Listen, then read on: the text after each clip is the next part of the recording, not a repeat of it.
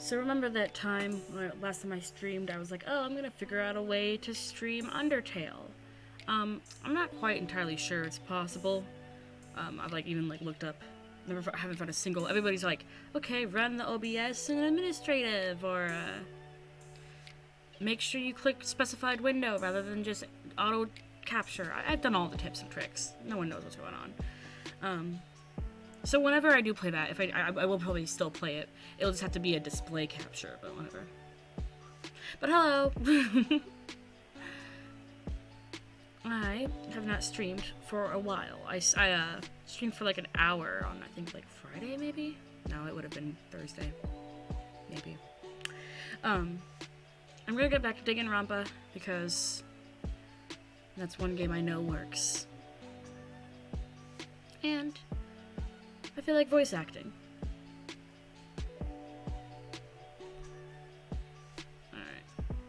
Alright. Oh. You know what I haven't done in a while? I haven't drawn a card in forever.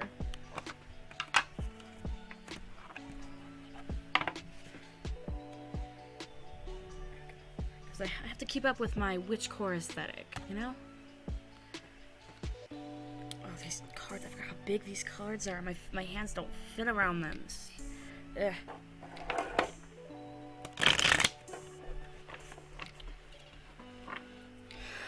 Just one shuffle will do. Let's see what we got. We got, how do you pronounce that? It's like satiety. I'm pretty sure it has to do with hunger, or like the lack thereof. That would be the 10 of something. There's like the 10 of water, which is the 10 of cups. Let me double check that. These are core cards. Fire. There we go. Yeah, 10 of water. Means, since we got it and it's upside down, it means cyclical attainment of that which does not truly fulfill you. Staying in a comfortable situation that does not nurture your growth or soul. Stagnation within one's comfort zone. So, that bodes well. Very... Let's get to the game.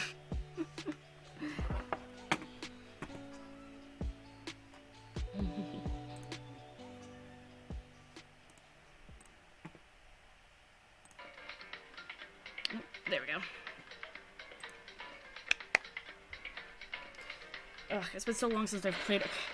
As I explained in the last stream, I literally was without my laptop for a month. I haven't been able to do anything.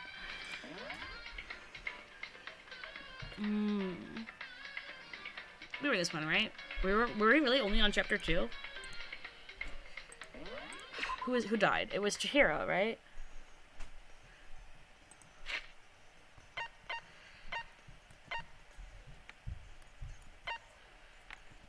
Whatever. What skills do we got?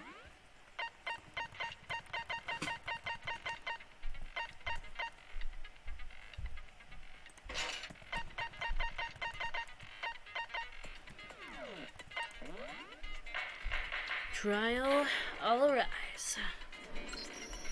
Let's begin with a basic explanation of the class trial. Accidentally bring it up. Your votes will determine the results. If you can figure out who done it, then only they will receive punishment.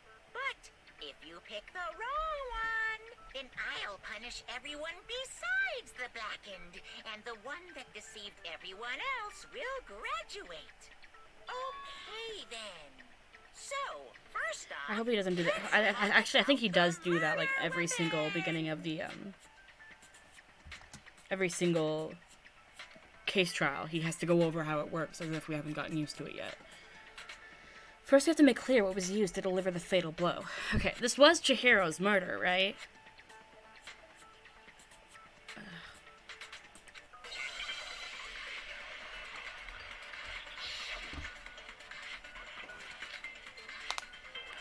Oh, yeah, definitely. I wonder what it could be. Chihiro's fatal injury. It appears it was a head wound. Indeed, indeed. According to the Monokuma file, the killer used a blunt instrument.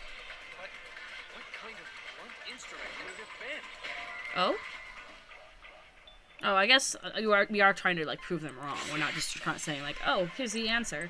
Chihiro's, it appears that According to the Monokuma file, what kind of blunt instrument could it have been? I bet it was an iron pipe. That would be it. What the fuck? You come back here. That certainly would. Poor Chihiro.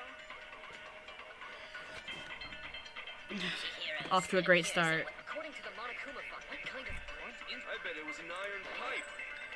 God. No, it's wrong. I don't know why he would think it's an iron pipe. I don't know if we really have exposure to anything like that around here. Can we agree that the object that dealt the fatal blow was the dumbbell found at the scene of the crime? The one covered in blood, It was perhaps? covered in blood. Yeah. And there was nothing else at the scene that could have caused that kind of injury. And the wound on the victim's head is consistent with the shape of the dumbbell. I would know. I've As killed far as someone I'm with a concerned, dumbbell before. There's no mistake and no room for doubt on this one. I just want to wear I want to have a blanket over my legs, but that blanket's all like dirty. Looked at her head wound. Yeah, she poked at the body. That's so creepy. They were there when it happened. Right? If you don't mind, I will proceed from here. Let's move on Sorry to for all my discussion shuffling of the around. culprit. Just looking for a blanket. Although, I believe the criminal behind this heinous act is already quite clear. What? For real? Chihiro's killer is the fiendish serial killer, Genocide That Jack. doesn't really solve anything, Byakuya. Genocide Jack, the fiendish serial killer. Did he really kill Chihiro? New element has been added to No's debates. I'm not interested.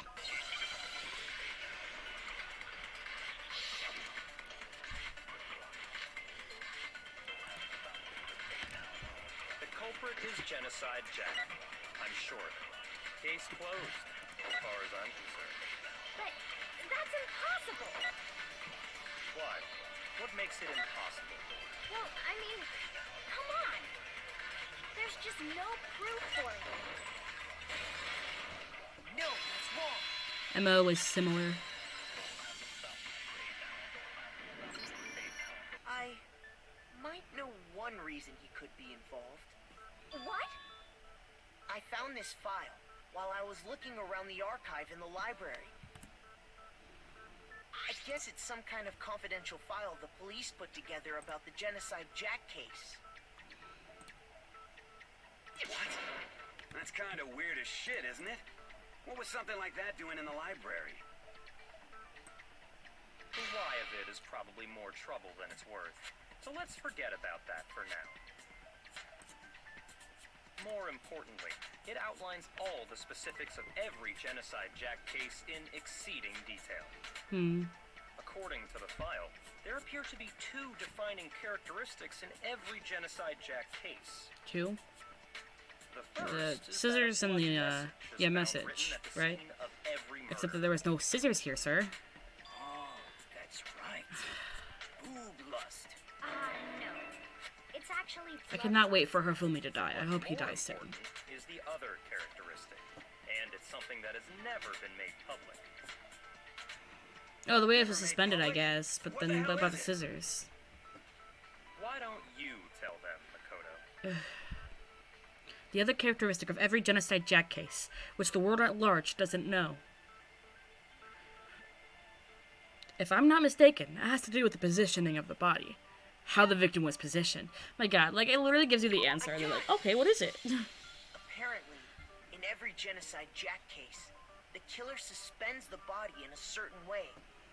Other than the killer, the only people who know about this are the higher-ups in the police department. And anybody who read the file. However, Chihiro was most definitely suspended in the same way. So, how did the culprit know about this when only high-level police officials were aware Oh, of it? Kyoko is ultimate There's only police one logical policewoman. answer I can think of. It's because the culprit in this case is the real Genocide Jack. No fucking way. No fucking way. saying Genocide Jack is one of us? Yes, in fact, it's Toko. Oh, got him. Genocide Jack's true identity is Toko Fukawa. What? Yeah, Kino's like, huh? Blood-phobia or whatever, remember? What kind of serial killer is afraid of blood? Ugh. Is Toko Genocide Jack? The answer is yes and no. Another riddle. Man, why is this gotta be so complicated? It's a riddle for sure, but I feel like I understand it. What it means for Genocide Jack to be Toko, but also to not be Toko. The answer is that she's just not one person, but multiple people, right? I hate how this, just media in general, like, romanticizes or incorrectly portrays, like, schizophrenia or multiple personality disorder. Like, this is a pretty discussed topic, like, complaint. This isn't an original concern. It's always, whoever is schizophrenic or has multiple personality disorders, one of them's gotta be a serial killer, you know? Is it because Genocide Jack has a split personality? Huh? I think I read that somewhere in the file, too. They thought that the suspect might have, what did they call it? Dissociative identity disorder. Oh, right, because they did discuss that in the file, too. Sorry, it's been a while. Okay, but still, go and say that about Miss Fukawa is... Perfectly acceptable. Toko's strange behavior after seeing the body is proof enough that she has a split personality. The one thing that shows Toko could have split personality, it has to do with her behavior. I got it! You're talking about how she started acting totally different than usual, right? That's right. Think back. She fainted when she saw Chihiro's corpse, and then, when she woke up...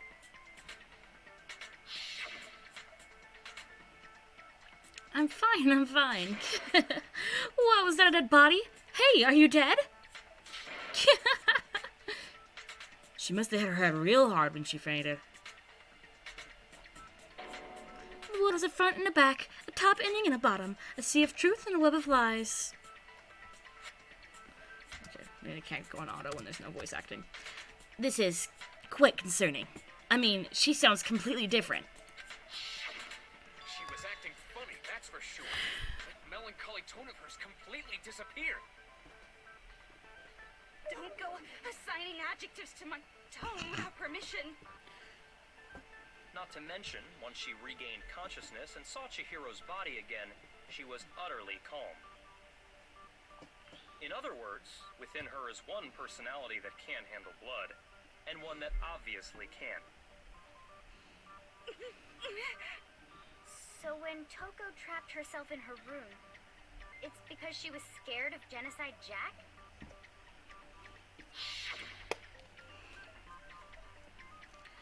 I won't let Genocide Jack have control.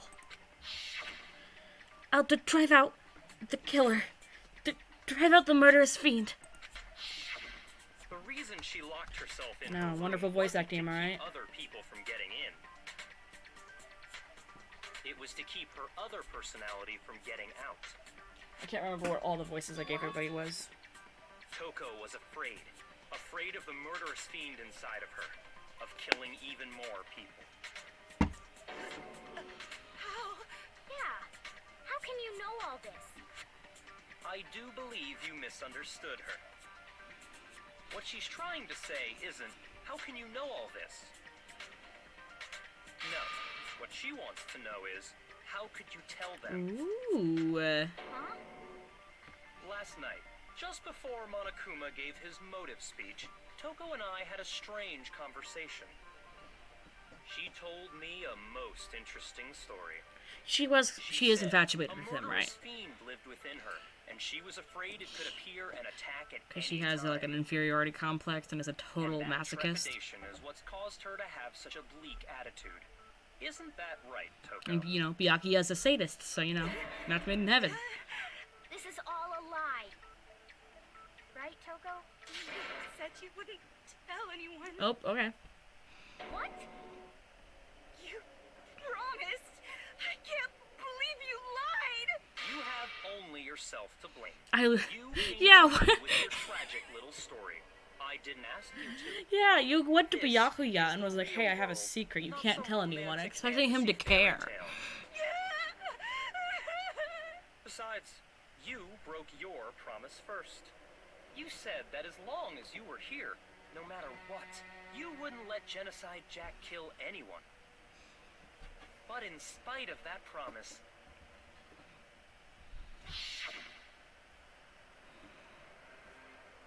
I'm sorry.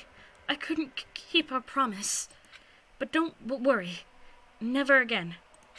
I won't let Genocide Jack have control ever again. You said if I kept my promise, you would go. You're right. That's the only reason I promised. how many times do I have to tell you? I never said that.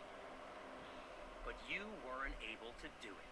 You just couldn't resist that rush you got from killing, could you? I tried. I swear I tried to control it. But your efforts were useless. What a disappointment. Okay, we've got her to confess. Why are you still grilling her about it? We don't care about your guys' promise. The opening act is nearly finished. All that's left is to hear from the person in question directly. The person? You don't mean... Literally insane. Toko's body suddenly lunged backwards. A huge thud echoed across the courtroom, but in the next second...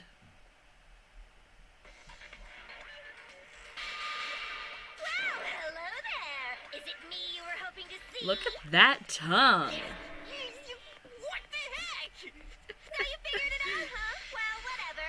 What are you gonna do? I'm the ultimate murderous fiend, Genocide Jill! Oh, she just always has it sticking out, like... Genocide Jill!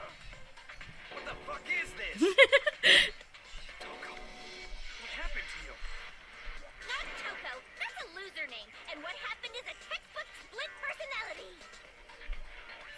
So what if one of them happens to be a serial killer? You should turn a blind eye to one's faults.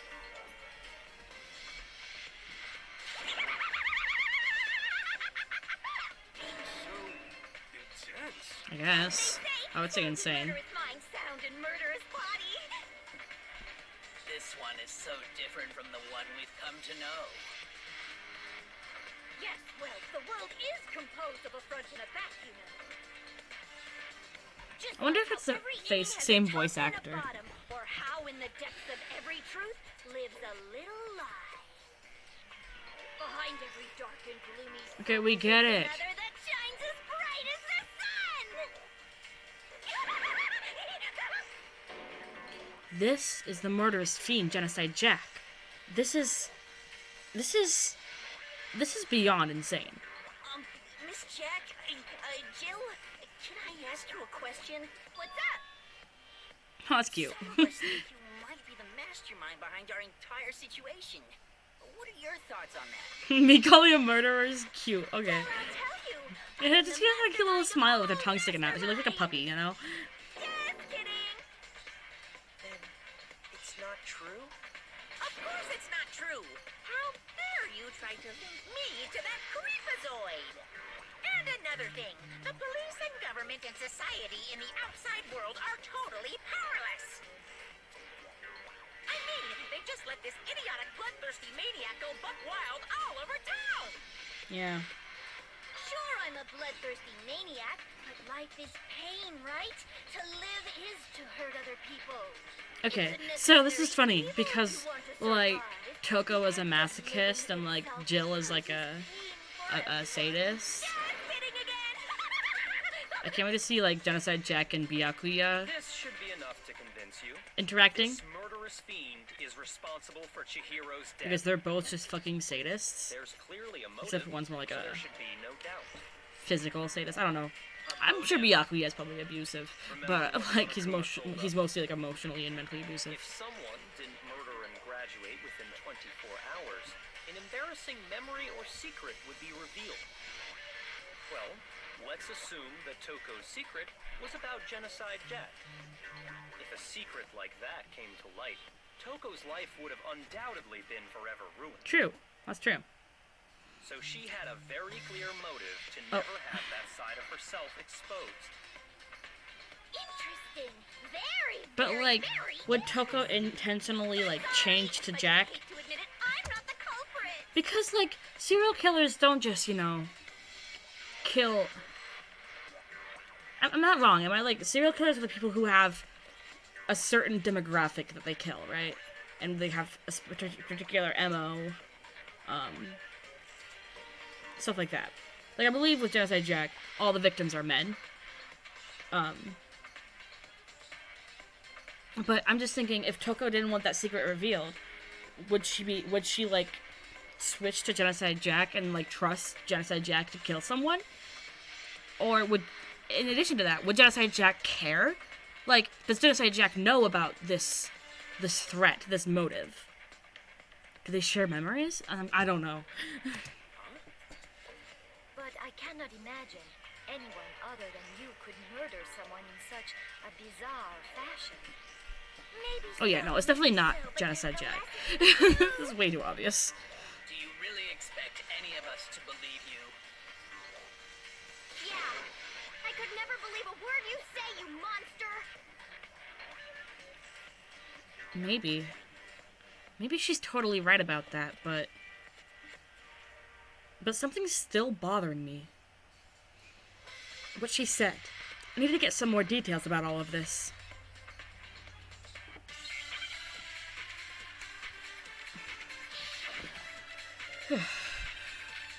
Status of the dead body. What was the status of the dead body? Sorry, but I didn't kill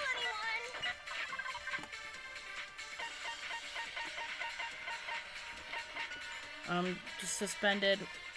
What does it say? And her hands had been bound with some kind of rope. Her fatal injury was a blow to the head. You say that, but do you really expect any of us to believe it? Perhaps if you had an alibi, that would change things. Oh, an alibi, huh? Now we're talking. When you compare your past murders to this incident, the modus operandi matches completely. Nope. No, it's wrong.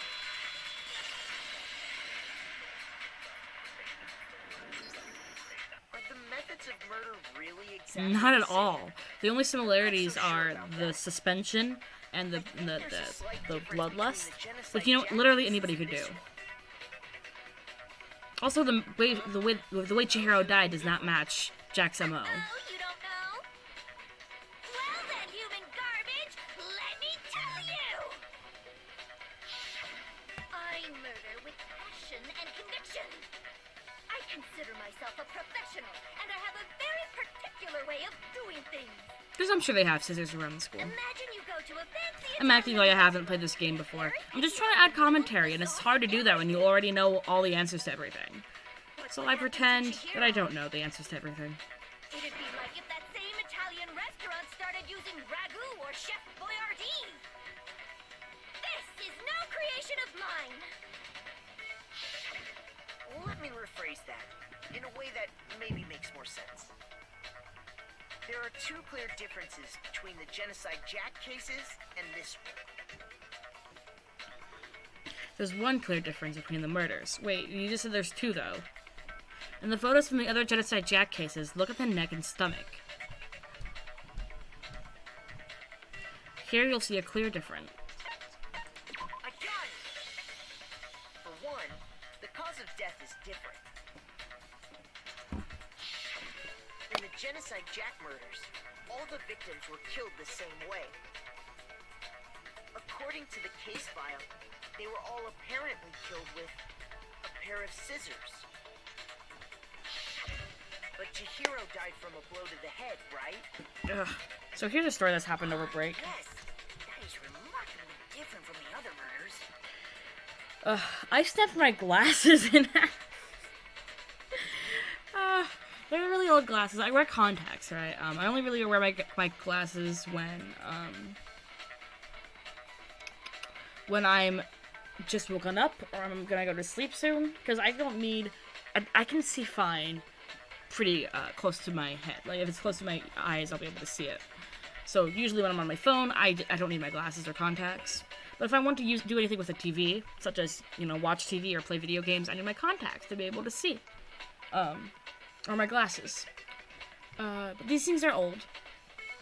And I had them off, I think they got stuck in my couch, which is one of those couches that, like, reclines and stuff.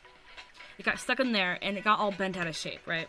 So it's no problem. This happens all the time. I go to bend it back into shape, and it just snaps right in half from the bridge. And, well, first of all, I don't want to be the Harry Potter taped glasses. But even if I did try that, because, you know, I don't really have any other option. The bridge is way too small to allow any tape to go on it, you know? So now I have to just basically wake up, put contacts in before I can do anything. And then go until the end of the day with contacts in. And they dry up so fast. So what I do is I carry my contact solution around with me. And I'll drop some into my eyes when they start drying up. And I did that at Gamers Guild the other day. And somebody looks at me and she goes, "Did you just drink that with your eyes?" And I'm like, yes. And they were really confused for a moment. I think they thought it was like a really weird looking water bottle, and I just poured it into my eyes. Wouldn't it be strange for someone who kills the same way without fail to suddenly change their method? And there's more. One more conflicting detail. That's right. In my recipe of murder, if the bloody message is the tortellini, then the arrangement of the body would be the pesto sauce. Okay. Could you please stop comparing killing people to cooking? What? Why?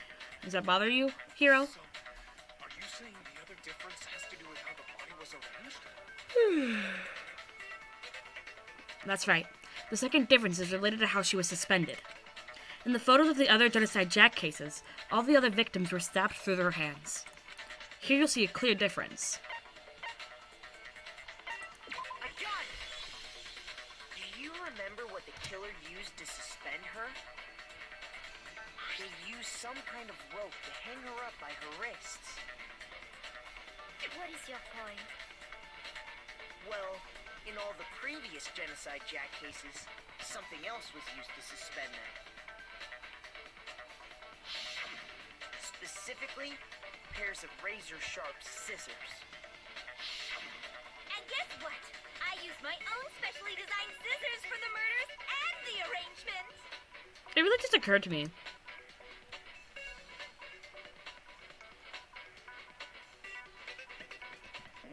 Just a moment. Can I leave mid... No? How do I open the menu? Oh, there we go. Did we?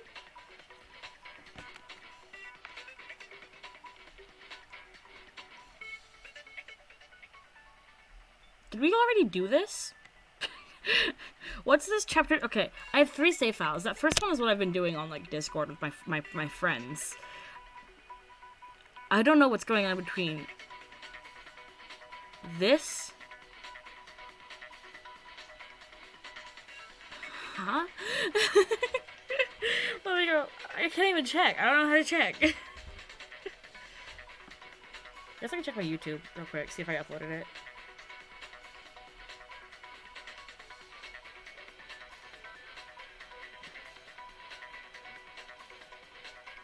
Why would I have created a 3rd save file though? Now I'm just confused. Okay, videos.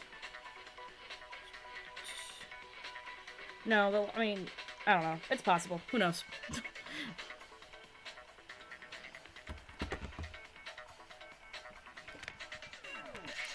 We'll just go through it again just for a refresher, you know. Like I said, I'm a professional, so naturally I'm very picky about the tools I use. And you know what else? What? Big Mac said there's 2 differences, but he's wrong. Big Mac? Big Mac? Are you What, because his name's Makoto? Listen up, Big Mac. There's Okay. actually one more difference. Huh? My word, you really didn't notice? Take a look at who the victims were in each genocide Jack case.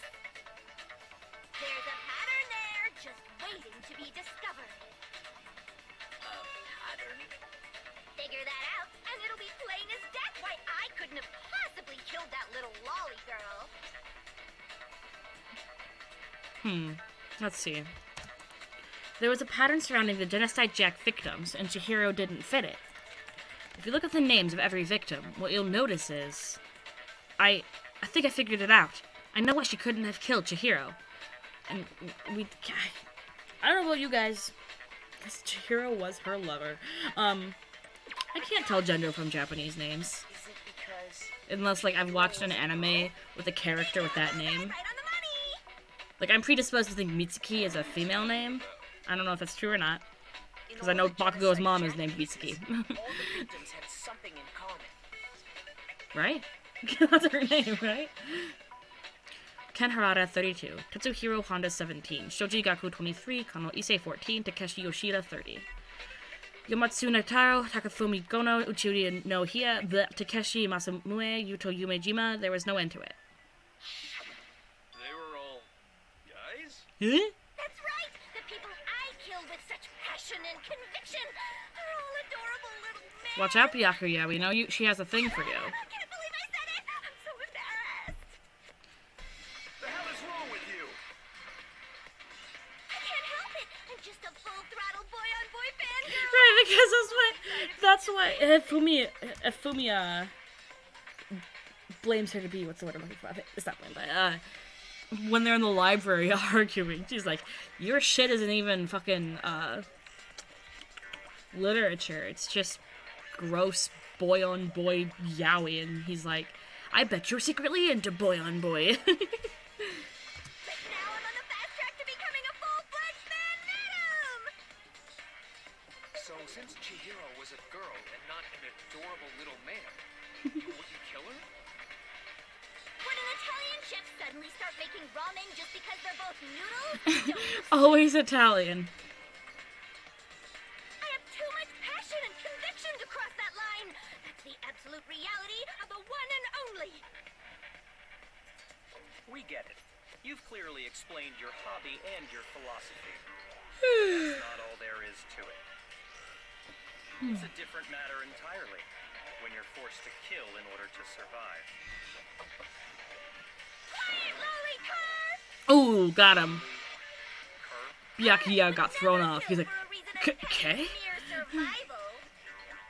And if by some fluke I did kill to survive, why would I bother with the message and arrangement? It'd make me the obvious suspect. That does make some amount of sense. Plus, whatever reason I have for killing, I would never leave out my prized scissors. Who would go out of their way to use a big, stupid, heavy dumbbell? Maybe you used the dumbbell because you couldn't find any scissors in the school? Any scissors? I don't just use any scissors. Oh. I only use my own set of high-class envy of the entire world scissors. Okay, whatever. Yeah, how many pairs of those envy of the entire world scissors do you got? Are you sure about Because you killed how many people? People, like, exaggerate it to the hundreds, right? Oh, look at that.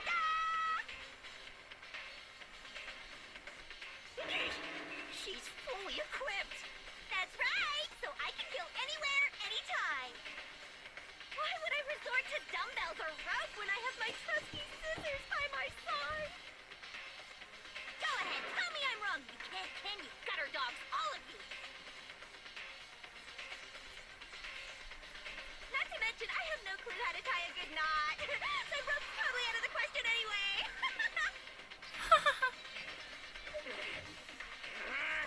I have no idea what's going on anymore.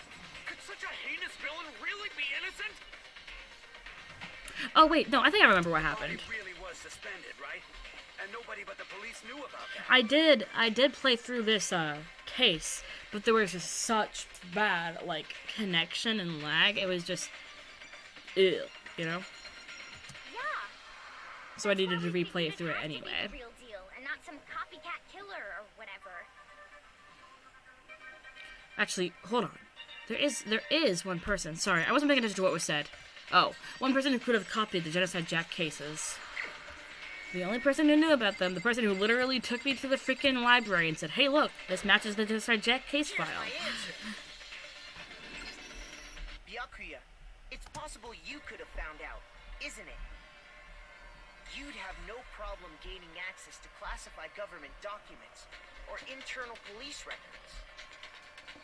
Plus, you'd already looked through the Genocide Jack file before this all happened, hadn't you? I'm yawning like crazy. Saying Mr. Togami did it? Then the reason he pushed the theory of Genocide Jack being the killer so hard was because he wanted to pin the crime on her. Wow. He rearranged the scene to disguise it and make it look He like did know she was Stand Genocide on it. Jack. The adorable What is possessive underneath man my was feet? behind it Oh. all. Oh, I'm on fire! Well, Byakuya, what's your response? I see. So now the suspicion falls on me. Then I must ask, when would you say I began acting suspicious? Surely you must have an answer. Well, before we found the body. Looking back and thinking about it now, when you were acting right before we discovered the body was a little strange. In the locker rooms. They're suspicious. Very suspicious indeed. Wouldn't you agree? Huh?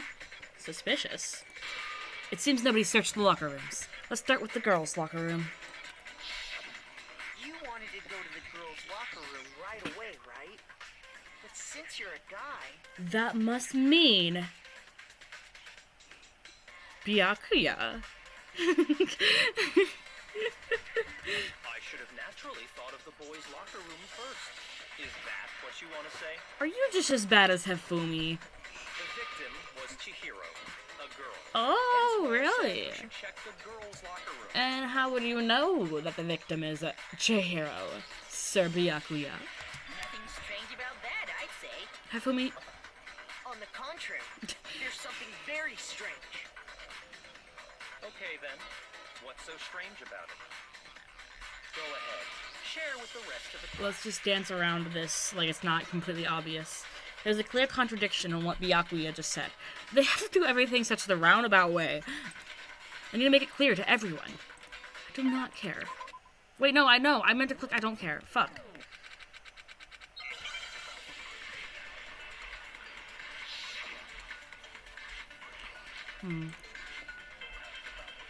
So, you said Byakuya was acting kind of weird before we found the body. But he was acting weird how? If you're presented with the opportunity to check out the girls' locker room, You absolutely take it. That's a natural reaction for any guy. Die. The victim was Chihiro, who was a girl. No, that's wrong. You're wrong. It was not Chihiro. I'll tell you what's so strange about that. Because up until we actually discovered the body, we couldn't have known who the victim was. So your claim that you went to the girls' locker room first because Chihiro was the victim doesn't hold up. What's his reaction to this? Okay. That's a good answer. There's sometimes where he gets, like, thrown back by what you say, even though what you say is always just completely obvious, and he's supposed to be the smart one, you know? Interesting. Very interesting indeed. But your reasoning is still too weak. Huh? What's wrong? Is that it? Surely you've got more than that. Go ahead. Show us. What's with Byakuya's attitude? It's like he doesn't even care. I've got him cornered, but he's acting like it has nothing to do with him. What's the matter? You're not finished already, are you? There must be more to it. There is. There is more to it. Think about it. We just talked about the differences between this case and past Genocide Jack incidents. The proof you're looking for is hidden in there.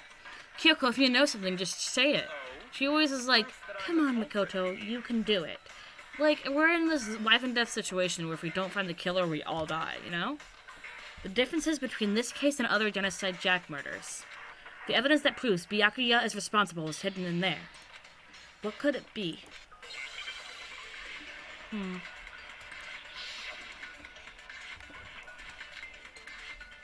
Oh. explain the cases? You want me to explain it again? When I want to kill, I use my very own special scissors. And I use those same scissors to arrange the body. But Chihiro was suspended with... It was some kind of rope. Was it not? That's right. It absolutely was. Very fishy indeed about that rope. Hey, Byakuya, where'd you get it from, huh? I'd never seen that rope before in my life. My character is back. It's like he's right. My model doesn't turn around when I turn around. It sucks. Actually, I'm pretty sure you have seen it before. No, wait, I can do it. I can do it. Watch. Wait. I can go. Oh, that wrong one. Nope. I've never seen that rope before in my life. Hi, I'm back.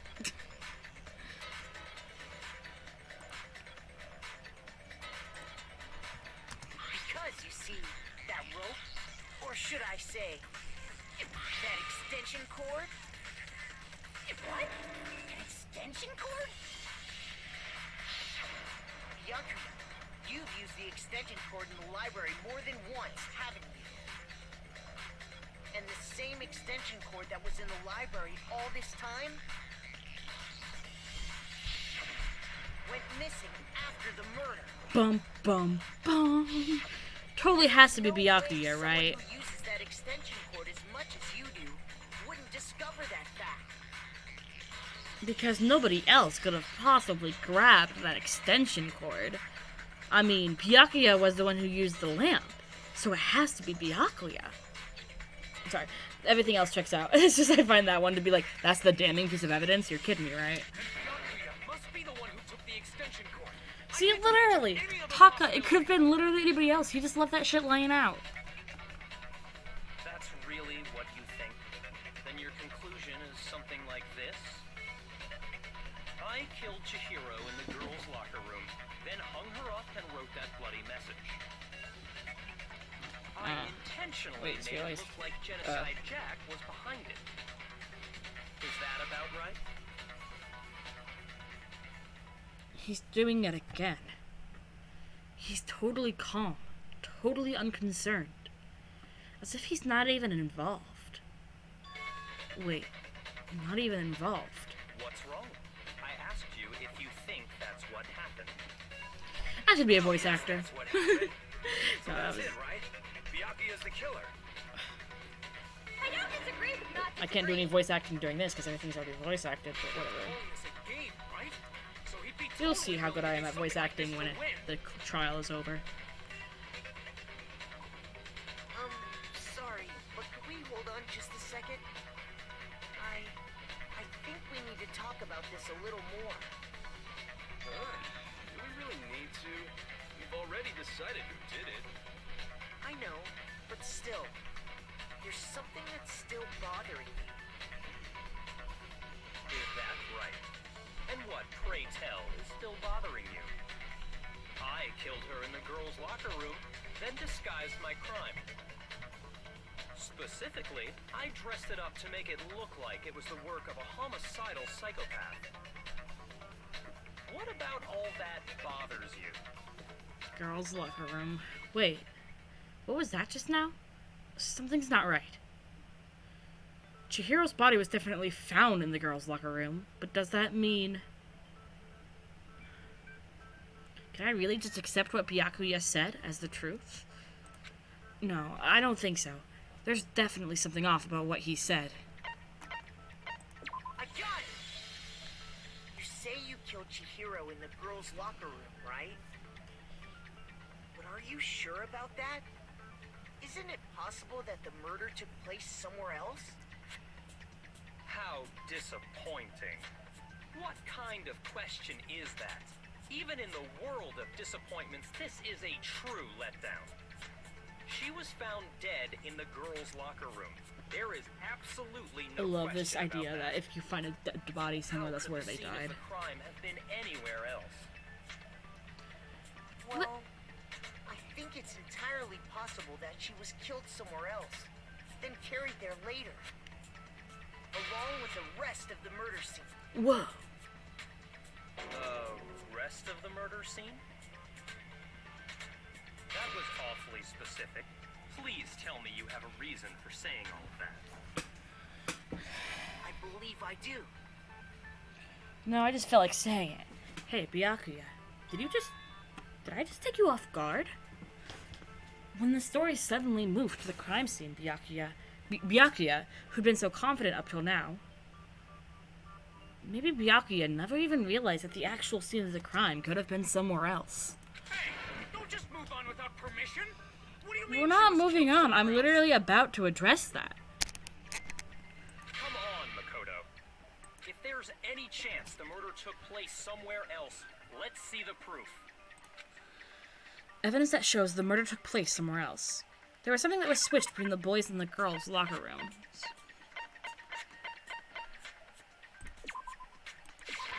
Yeah. The proof that she was killed somewhere else is the poster that's hanging in each locker room. Your proof is some posters? The poster in the girls' locker room was a picture of a big-boobed supermodel. Big-boobed Don't supermodel. you think that's kind of strange? Why would the girls' locker room have a poster like that? I bet those massive jugs of hers were totally fake! Okay. Meanwhile, the boys' Yeah. locker room had Completely ignore her. Yeah. a poster of the super popular boy band Tornado. Again, that doesn't really seem to belong in a boys' locker room. So you're saying that maybe the posters were switched? Monokuma's all like, I want to And there's preserve one the other sanctity thing I of this noticed school. about the locker room. No sleeping together in the classrooms. And then he goes and hangs up a big boobed supermodel in the boys' locker room.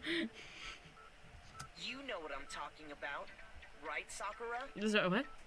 You're referring to my protein coffee, aren't you? Protein coffee? While I was in the girls' locker room earlier, I spilled some protein coffee on the carpet. But I noticed that after the murder, the stain had been totally scrubbed away.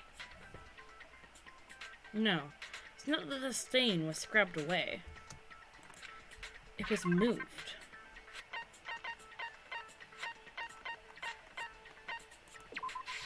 I got it! The stain on the girls' locker room carpet wasn't scrubbed away. Oh my In god. fact, I found it on the boys' locker room carpet. That's definitely the stain from my protein coffee. Then, does that mean that the carpets were switched too? But why would anyone do that? To move the murder scene from one locker room to the other. It's certainly plausible, don't you think? In other words, in order to completely swap the scene of the crime, the blood-stained poster and carpet were moved along with the dead body. Yeah, checks out. By doing this, the killer was able to change the entire room where the murder took place. I can certainly follow your reasoning, but why would the culprit bother doing that? To make us think it was a girl that killed Chihiro. Why would they go to all that trouble of switching the scene of the crime? Actually, an even bigger question. If the murder did take place in the boys' locker room, then how did Chihiro get in the boys' locker room in the first place? To get into the locker rooms, you have to slide your pink handbook across the corridor. But Chihiro's I have been handbook playing should Genshin have all day, so I'm only a bit allowed brain you dead right access now. to the girls' locker room. She had no way to get into the boys' locker room to begin with. No, she did have a way, and I can tell you what it was. Yeah? I highly doubt that. Shut up! I'm telling you, I know how she could have done it. Is he right? Could Chihiro really have gotten into the boys' locker room somehow?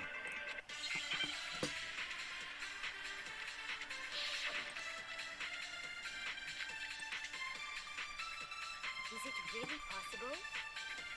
Could Chihiro really have gotten into the boys' locker room somehow? Ah, I got it!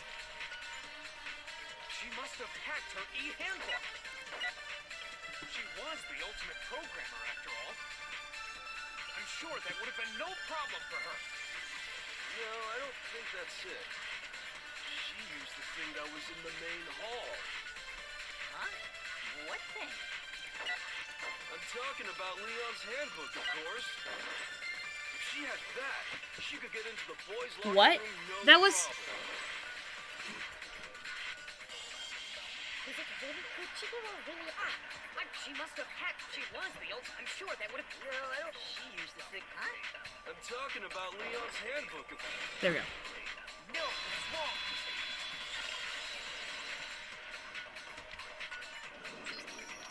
No, I don't think Chihiro used Leon's handbook. Why not? Because Leon's handbook was broken. Right. Oh. Hitboxes are weird Well, then, sometimes. yeah, First I one guess looked like it. Yeah, that's pretty definitely. It was where I was like, what the heck? I am struck silent. Hello, by how Neo Man. gave up. How art thou today? Isn't there a regulation against using someone else's handbook? Actually, the rule states that loaning your handbook is prohibited. It says nothing about borrowing. Yeah, we've addressed this, haven't we? In other words, you could borrow a dead person's handbook all you want, and you'd be safe. Yup. Hit the nail square on the noggin. Of course, if it were broken, that wouldn't make any sense anyway. Yeah, because who else has died? Junko and, Sayaka, so they were both girls. Must have hacked her, like I said. She used her ultimate programmer skills And Chihiro. But, You can't fix an e-handbook. The instant you open one up, a security buzzer starts blaring. So, if she didn't use Leon's handbook, and she didn't modify her own handbook... Maybe Mr. Naegi's initial assumption is I don't know why nobody really considers the idea that she could have stolen someone's handbook. Boys' locker room. So I guess so. Like, it's not giving, Okay, then. it's stealing. I vote for Byakuya. Is that it then? Chihiro was killed in the girls' locker room, and Byakuya is the one who did it. Really? Are we not going to address then the opposite problem of how did Byakuya get into the girls' locker room? Oh, like I said, the broken handbooks for female. But still, I don't know what else I can do. Hold on a second. I agree with you, though. I think you're on the right track. What the? You finally decide to open your mouth and that's what you've got to say? There's no way she could get in the boys' locker room, right? So... Why are you so sure she couldn't get in? There's still one other way she could have gained access. Kyoko, just, say it. You don't gotta build up the suspense. We're just... Well, to explain that, why don't we take First, a let me little tell break you a from the story. trial? I'd like you all to come see something. We can just take breaks? Is that allowed? Wait. Just what do you think you're doing? Don't worry. This'll make the whole trial more exciting. I'm sure that thought must please you. Huh? It'll make things more exciting? Well, alright then. I declare an official class trial recess. For real? Now then, what is it you want to show us? It better not be boring or I'll be very unhappy. Oh, I have no doubt it'll meet your lofty expectations. So, shall we go? Yes, let us go. So before I even knew what was happening, the class trial had been put on hold. We headed off, with Kyoko in the lead. And where she took us was... La scene of la crime. The girls' locker room? We've already searched this place top to bottom. What are you trying to pull, Missy? I'd like you to examine the victim's body one more time. You want to check it again? Be sure to examine the entire body very carefully. Take your time. I like how she can't just, explain what's happening. She's like, just... Examine her carefully? Like using Yeah. our hands? We go to this scene, and I was like, okay, time for voice acting, but nope. No, wait. Yeah, Fumi, you're not the one to be touching. You're not touching her. Probably best if I don't run my hands all over a girl's dead body. It's not that I'm creeped out or anything, it's just based on religious grounds, you know? Very well. I'll do it. But you're a girl. You shouldn't have to touch a dead body. The amount of, like... Boys do it. There's a mixture of, like, blatant and subtle masochism and sexism, like, even from the girls. No, it's okay. I think Chihiro would rather have a girl examine her. Not masochism. Misogyny. Sorry. I was talking about masochism with, Doko earlier. So just leave this to me. Sakura. What is this? Some kind of secret girl-on-girl action? Is that what you two are about? That's not it at all. Stop screwing around. Okay, here I go. I'm sorry, Chihiro. Please excuse the intrusion. Putting her hands together in a brief prayer, Sakura then began to quietly examine her body. Be sure to check her entire body. Yoko, just tell her where she's supposed to be looking specifically. Her entire body? I know you say that, but...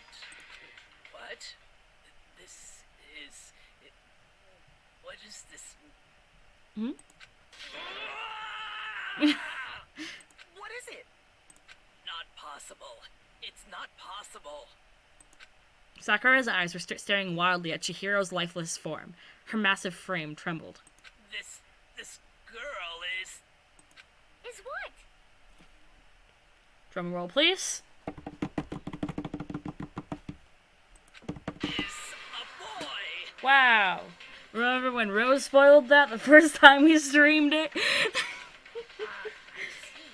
So she was actually a he. Interesting. Thank you for confirming this fact. What? You're joking, right? I wouldn't joke about this. Then it's really true? Chihiro was a guy? Oh, what? You guys didn't know? Heck, I knew that right off the bat. Yeah, because you're... Oh, come on. Chihiro Fujisaki was What is totally this on the a ground? guy.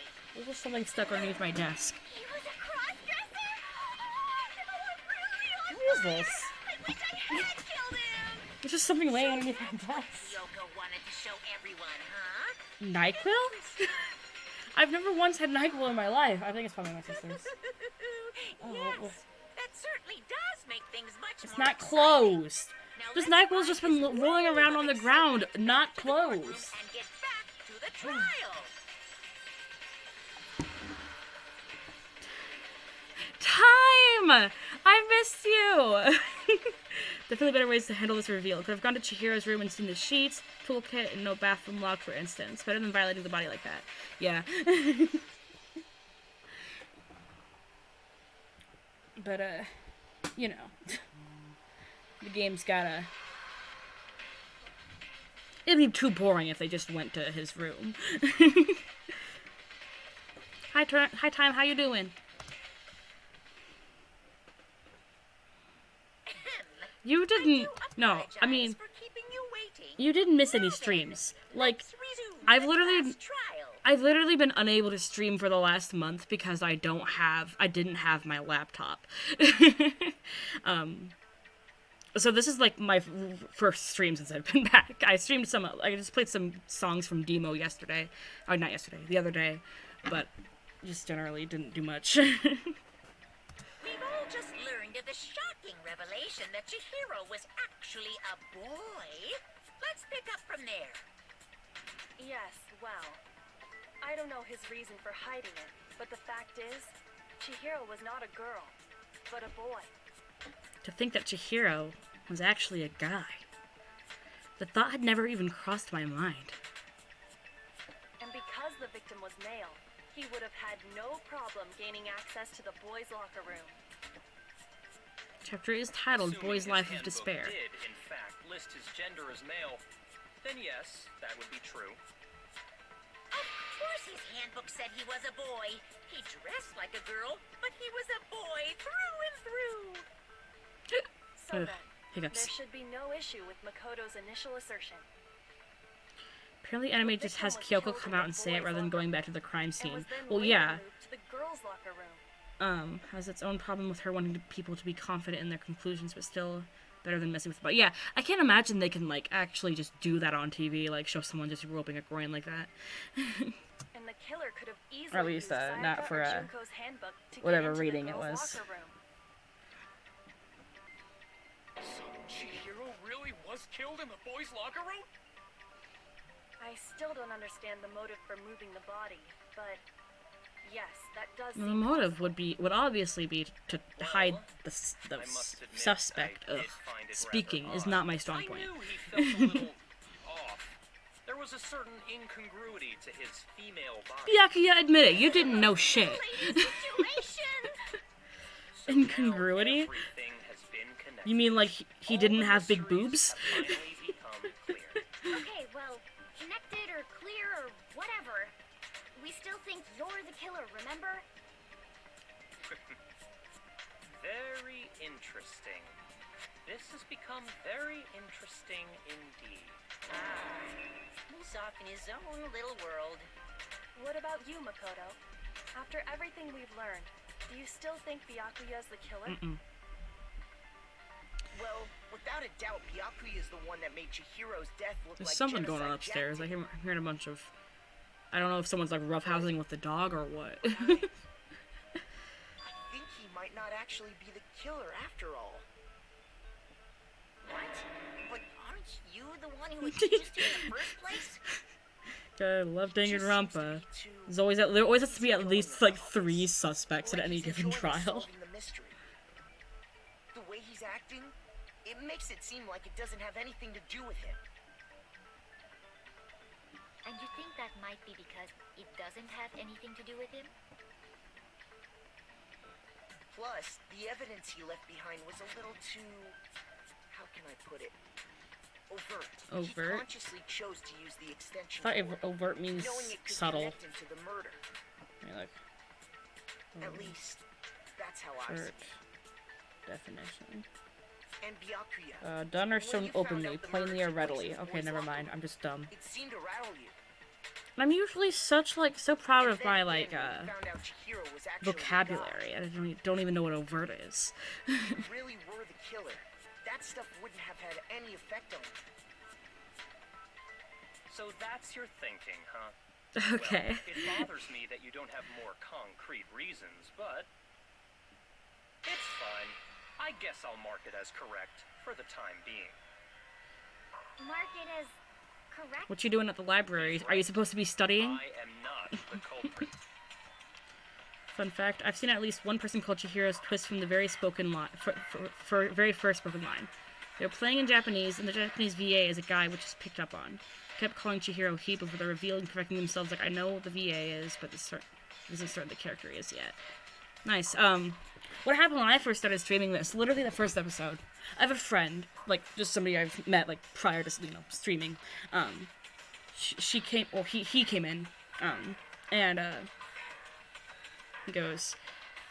He starts spoiling shit. He says Sayaka is the first to die and Chihiro is a boy, and I'm Rose. What the heck? You're working on a project? Ugh. I have to critique some poems before Tuesday, but I mean, I have plenty of time. It's Sunday. I just happened to come across the corpse in the girls' locker room and decided to alter it. Are you fucking with us right now? No, I am not effing with you right now. I'm telling you the truth. I find it weird that Byakuya doesn't I find curse. it very hard to believe. Go ahead. Find it very hard to Like, I don't believe he'd be the kind of person to do it often, but like the fact that he avoided saying the word fucking was kind of weird. If you're really telling the truth, then why? Why do you do that to his body? My reasons hardly matter right now. Uncovering the culprit is much more important, wouldn't you say? Now then, if it wasn't me... Procrastination at best. Well, I don't think I can say for sure without talking about it a little more. We're seriously gonna keep going? We're all good, aren't we? I thought it was clear Byakuya did it. Hero. No, I'm with Makoto. If there's any doubt whatsoever, we need to explore every possibility. Because if we're wrong, we all die here. That's true. Very well then. I'm with you too. Damn straight. Count me in. Do you not have a mind of your own? Of course I do. What am I, an ant or something? Anyway, let's discuss this all as a group. Taka, you two have kind of just been standing there and giving comments. You're not helping out much either. That's very true. Our lives are all on the line. Excellent. Then shall we resume our game of hide and seek? But if Byakuya didn't do it, then who's the real killer? Who murdered Chihiro? There's one thing we can be sure that we know about the killer. The killer was able to gain access to the real murder scene, which means the killer is a guy. Since the crime scene was at the boys' locker room, you would need a boys' handbook to get in. Since Leon's handbook is apparently broken, the killer would have had to use their own. In other words, it had to have been a guy. But that's still not enough. I need to find some more clues.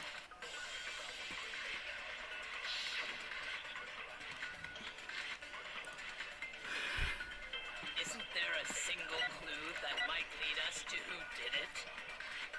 Well, clues are one thing, but did nobody get a look at the killer? I'm sure if someone saw the killer, they would have said something by now. Perhaps someone saw the victim at some point. Even that might be enough for now. Yeah. All we need right now is any kind of new info. Gosh. I don't know. I feel like that's a good point to say, hey, actually there is no info. I'm sure if someone saw the... Perhaps someone saw the victim. Yeah. All we need right now. It's over. It's all over. You want to know who saw the victim? The killer. The killer. And only the killer. There we go. No, it's wrong.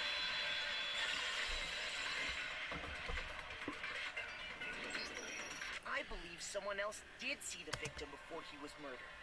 What do you think, Celeste? Now that you mention it, yes. I did see him. Huh? Really? Oh, but I suppose only Makoto knows. Right, because she refused to really share it with anyone No else. idea, did you? That is why you're all making such ugly noises. Whatever! Just hurry up and tell us! It was last night, right before nighttime. Makoto? I saw Yeah. Chihiro in the dormitory warehouse. I saw him stuffing a track jacket into a duffel bag. And then, I assume, he headed off to exercise. A track jacket and a duffel bag? But we didn't find anything like I love that. voice acting Celeste. It seems likely that the culprit destroyed them to get rid of any evidence. And that is when he said something that struck me as rather odd. Well, I'd better get going.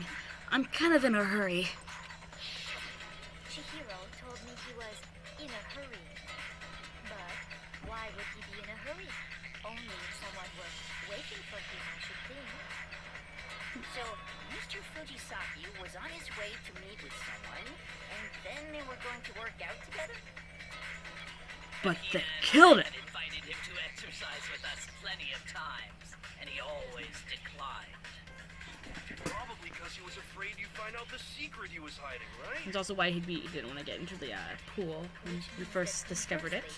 He must have trusted whoever he was meeting with very much. Enough so that he was willing So who are all the options? Who are all the guys at this point? There's Hiro, Byakuya, Mondo, Taka, Hifumi, and Makoto, right? That's it, I think. What a marvelous friendship! The point is, whoever he met up with is the culprit, right? So we just gotta figure out who it was. But knowing what we know, I can't even guess. No. You already have what you need to make the connection. Okay. Kyoko, if you know the connection, just tell me the connection.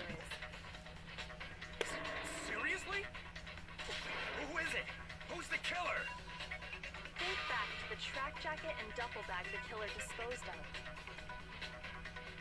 Focus on the details of these items, and it should become obvious who was waiting for him. Are you sure about that? Chihiro also might not have even known about the unclaimed handbooks, so might not have been able to take Sakura and Hina up on the offer, even if it was something that he was wanted. Yeah, I think the general gist is that most people didn't know about the handbooks at this point. It's only like chapter 2. I think... I don't know, because I feel like if everyone knew, someone would have said something, you know? What? You want to track down some fingerprints or something? Even if we had the equipment, we wouldn't know how to use it. As was noted, the evidence is already gone. There's nothing to get fingerprints from. Maybe. And also, but we can make certain inferences. Chihiro Just was take the time definitely to talk it out. would want, because he wants. Never mind. I'll wait until it's revealed because I don't want to spoil anything. Easy for you to say. But fine. Celeste, did you notice anything special about the bag or jacket? The bag was just a normal duffel bag from the warehouse. All the bags in there are the same, so I can't imagine what would make that one special. Well, if I remember right, there was a decent variety of tracksuits to choose from. Do you think there might be some connection between the culprit and Yes, Chihiro's jacket? he wore. Oh, it's I need color. Let's explore that and talk a bit more about He wore purple, so it has to be Hifumi. Does Chihiro's track jacket really hold some clue about the killer? Somehow, it's really hard to believe. It was blue, which was Taka's favorite color, so it had to be Taka. First of all, we know where Chihiro was headed. He was on his way to go exercise. So next we have to ask, why did he choose the specific tracksuit that he did? What do you mean, the specific tracksuit? I got it! He picked that tracksuit because it matched the one the culprit was wearing. So, what you're saying is, the killer was wearing the same blue tracksuit as... Got him. No, that's wrong. Easy peasy. Hold on a second, Mondo. What did you just say? Huh? What'd I say? When Celeste testified a few minutes ago, she said... I saw him stuffing a track jacket into a duffel bag. And then, I assume, he headed off to exercise. She never said anything about the jacket's color. So why did you say Chihiro's blue tracksuit? What are you... You just... Hey, Celeste, what color was Chihiro's tracksuit? It was pink. As a matter of fact, it was blue? And before we began the trial, did you tell anyone that? The only one I told about any of this was you. Then, Mondo, how did you know what color Chihiro's tracksuit was? Because I just... I'm sure he saw the clothes at some point in the investigation. No, that can't be it. The bag and clothes were surely disposed of by the time we began our This ought to be the investigation. absolute easiest for people or completely trip them up for a while. What color the tracksuit was?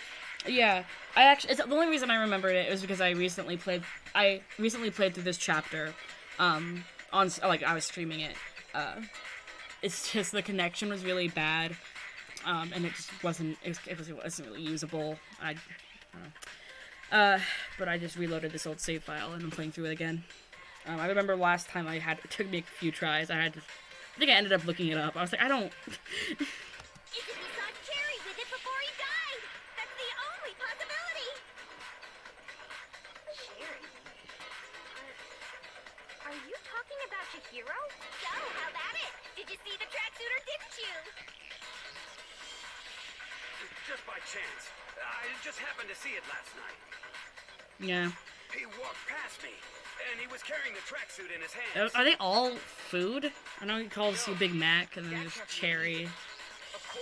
And he likes to compare killing to food, so... And she stuffed the jacket into her bag in a hurry. It was almost like she was trying to hide it.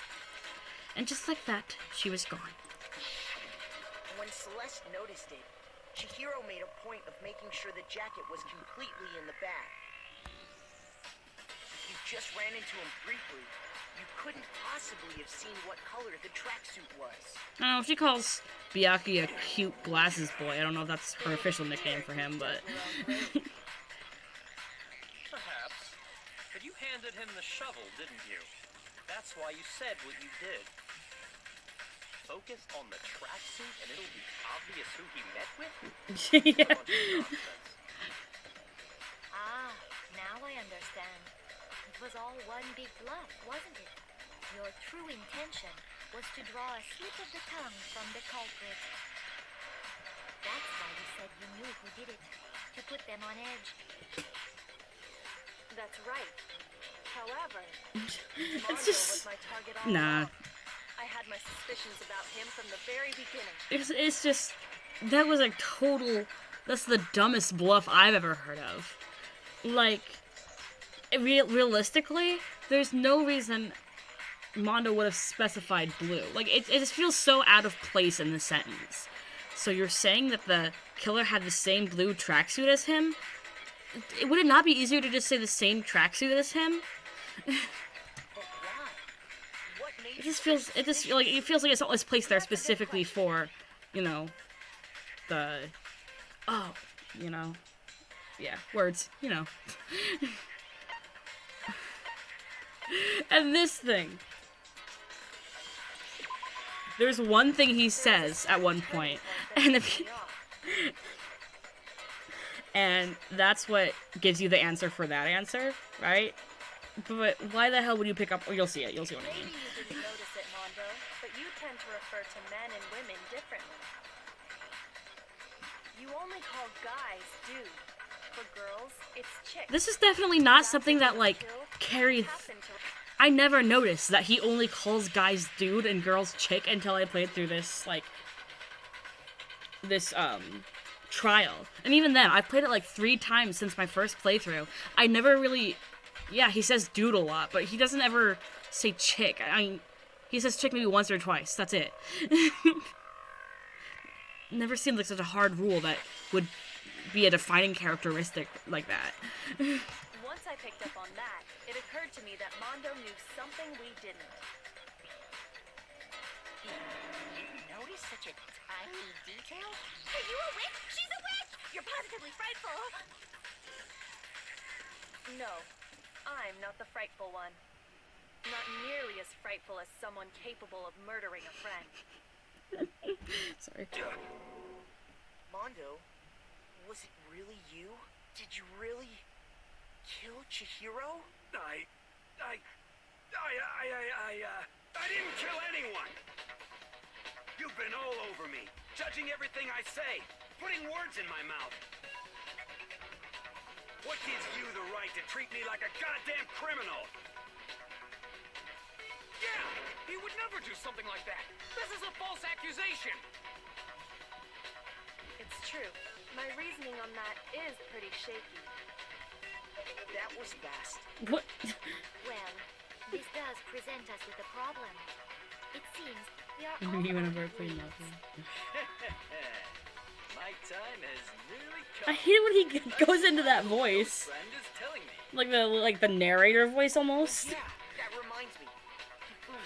Weren't you telling me you found some evidence? Really? What kind of evidence? Wait, when did he... What? Actually, no. Now that I'm thinking about it here calmly, it might not be all that relevant. Jeez, does your confidence just get up and walk away? It's fine, man. Just tell us. What's the point of that? Like, what's the point of him suddenly going, oh, never mind? Like, what's the literal point? What do you have there? Why would they Happens to be an add that extra dialogue? I found Whatever. it laying on the ground, so I scooped it up. You found it on the ground, right? Then it must belong to... Chihiro? We know Chihiro's handbook was missing from the scene of the crime, right? For a fact. For a fact indeed. I was totally sure I'd found it. But it must hold some clue about the culprit, right? I mean, why? Well, that's what I was hoping. But it's busted. It won't even turn on. And that's 2 broken The handbooks. culprit broke it to get rid of any evidence after the murder. That's odd. I didn't think the handbooks were quite so fragile. You're right. They're not. Oh yeah, earlier when they were trying to figure out why Toko couldn't have killed Chihiro, one of the answer was because Chihiro is her lover. I would imagine it would just be the, you lose a heart and you'd have that, like, just that, the vanilla. I don't think that makes sense, Makoto. And you're like, oh, damn. That reduced my credibility. They're totally waterproof and shock resistant. It would take an awful lot to break one. And yet, this one does appear to be broken, as is Leon's, sitting useless in the main hall. For all your confidence, that is a remarkably high failure rate. Do you think there might be some kind of mystery in there somewhere? How precisely did the handbooks get broken? How did the handbooks break? There's only one possible explanation. I got it! You already told us before that the handbook has one weak point, didn't you? Yeah!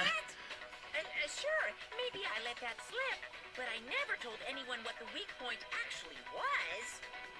But if the handbook is supposed to never break, and 2 of them broke in quick succession, then...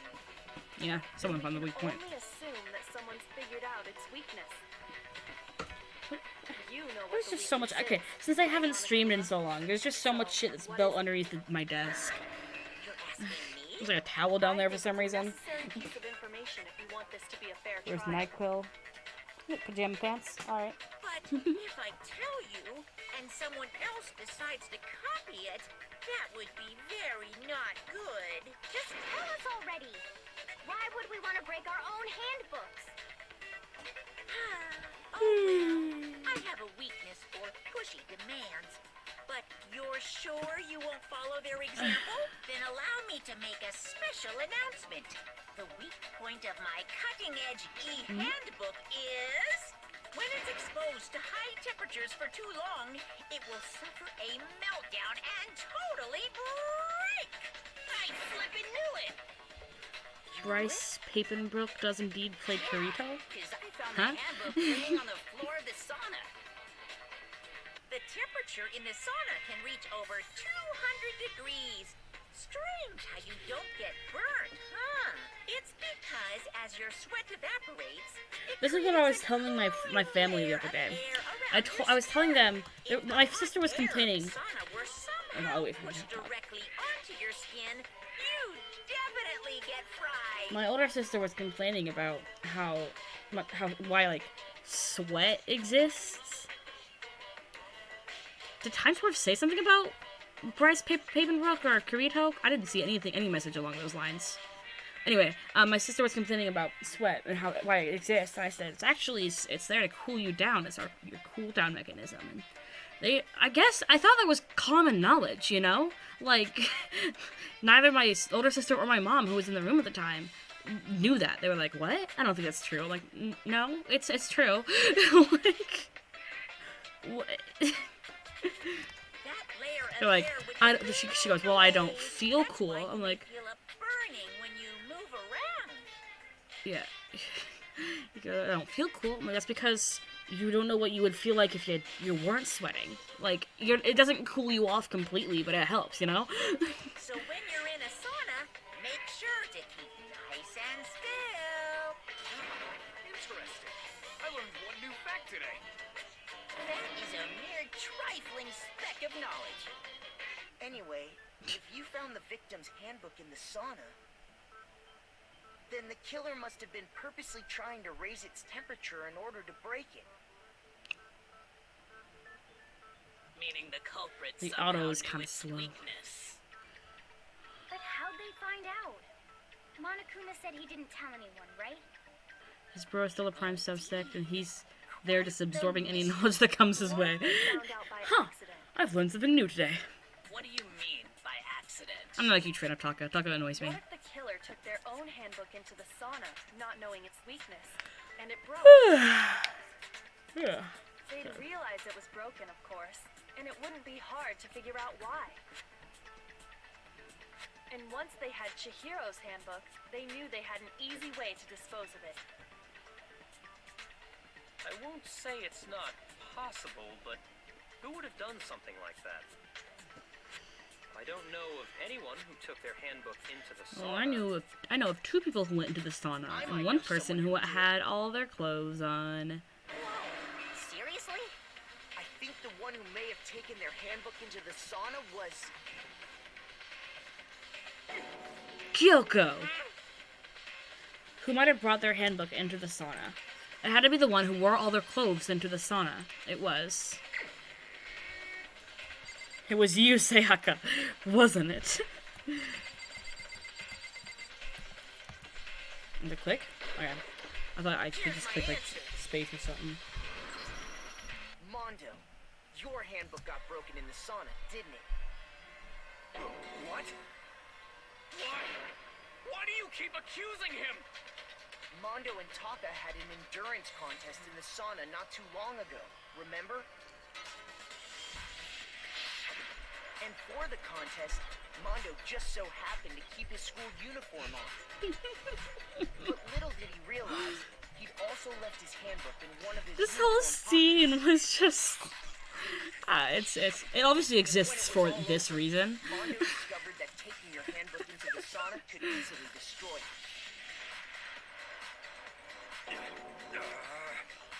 No, wait. I'm gonna stop yawning. Never kill. I don't accept this. Show me the proof. The actual solid proof. I mean, I don't want to believe it either, but I found something that proves it beyond a shadow of a doubt. What?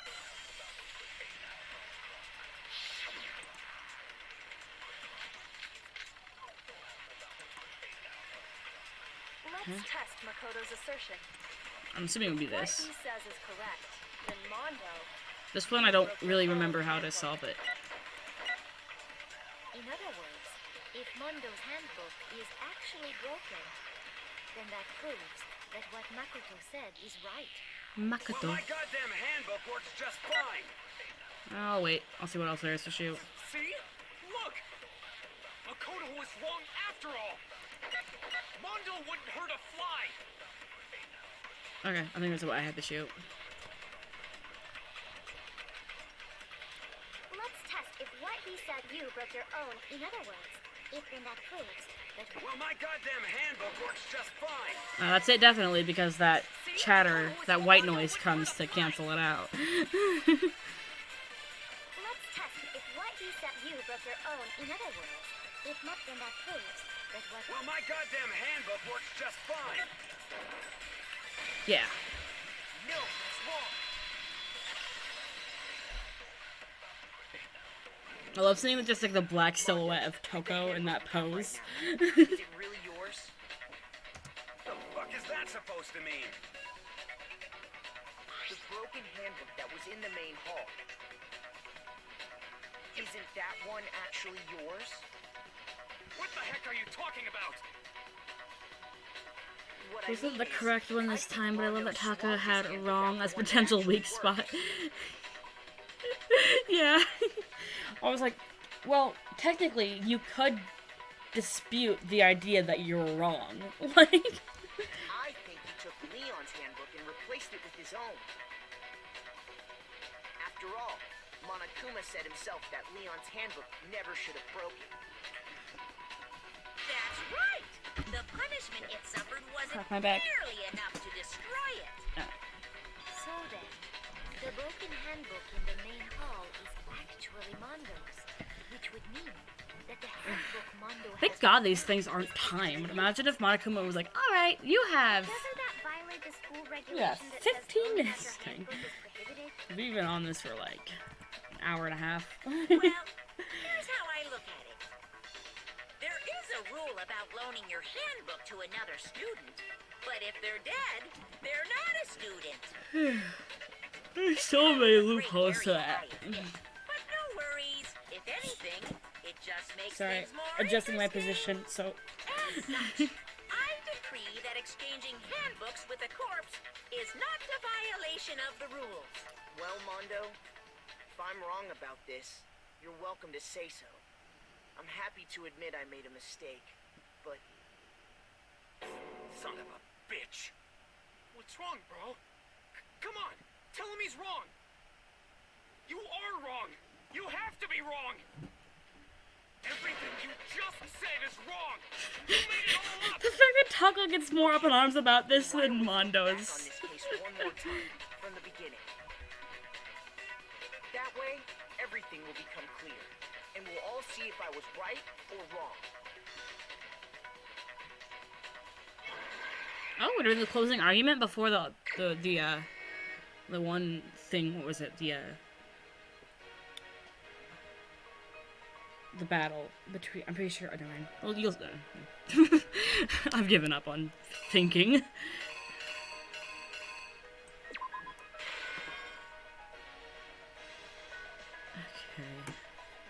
let's see. Sorry, I'm looking through this out real quick. Okay.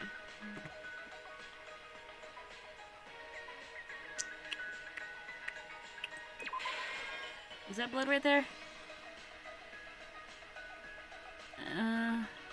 This isn't it, because that's not the right door handle.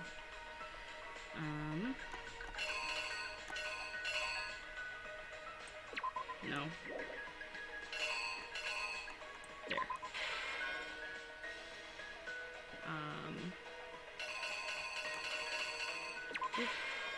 Hey, what's up? Hi, I was just really tired. Wow. Thank you for working out with me today. Yeah. No problem.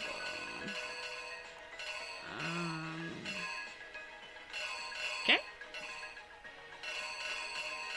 What else could go there, though?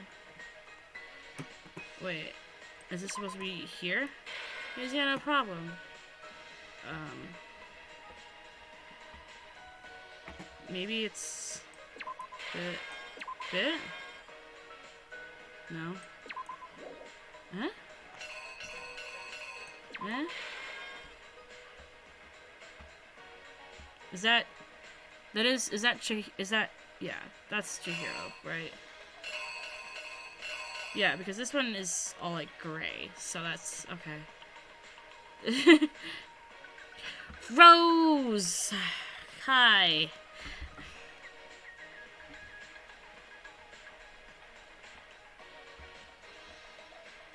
Sad but hilarious is probably how I'd describe Taka breaking down more, yeah. Rose, you know the rules. I will put you in timeout if you start spoiling shit again.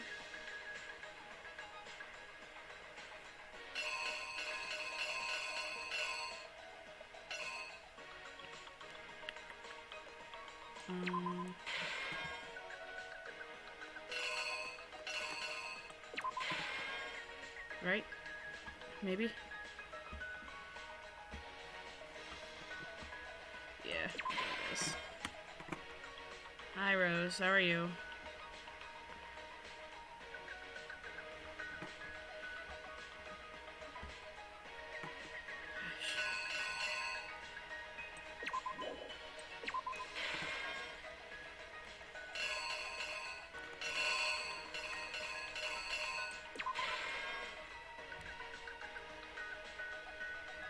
Wait, actually, I just realized something real quick.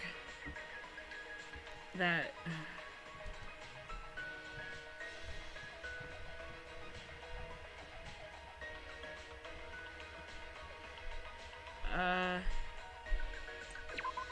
you know, this is supposed to be the poster. I'm doing fine. I've been playing Genshin all day, so I'm all, like, brain dead.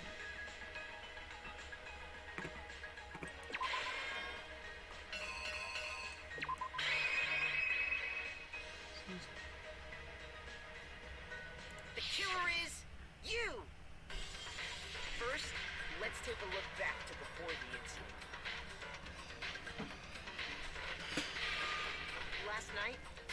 Chihiro in the warehouse, correct? At the time, she was apparently stuffing something into a duffel. That pose is weird. Like, she has one... No, I guess it's not crossed over. That something was a we're blue gonna... tracksuit. You can confirm this, right, Celeste? Oh, we got something wrong here. With bag in hand, Chihiro headed out, even though it was officially nighttime. She made her way to the locker room, specifically the boys' locker room. But how could the victim... Okay. Oh, wait, what? Okay, so we got that right. No, okay, never mind. I thought that noise at the beginning, then I got it wrong. Which is why he was able to use his own e-handbook to gain entrance to the boys' locker room. Once inside, he met with someone there. And the person he met was the one who killed him.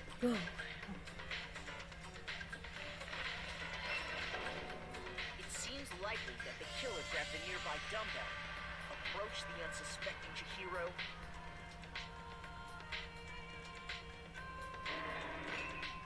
and attacked him. And that's where the bloodstains on the poster and carpeting in the boys' locker room came from.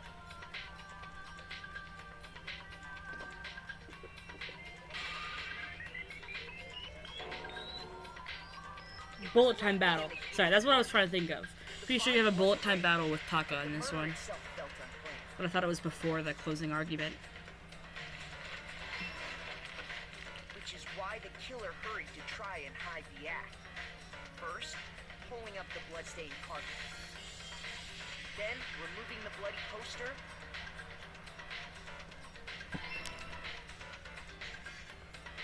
And finally carrying the corpse into the girls' locker room.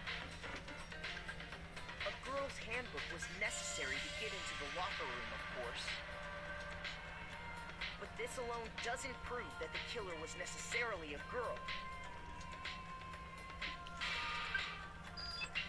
After all, Sayaka and Junko's handbooks had been placed in the main hall.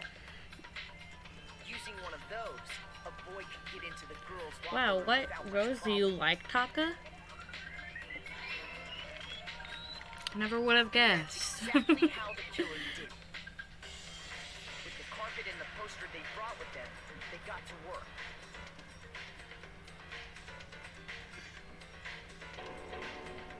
They changed the layout of the boys' and girls' locker room in what you might call a crime scene switch. Crime scene switch. An old switcheroo, you might call it. But no. The Yakuya discovered the body and decided to intervene in the situation, making things even more complicated. So, after stumbling on the crime scene, he went and grabbed the extension cord from the library, and then he got to work. Yeah. Use the cord to Rose, I was being sarcastic. I know you like Taka. Then,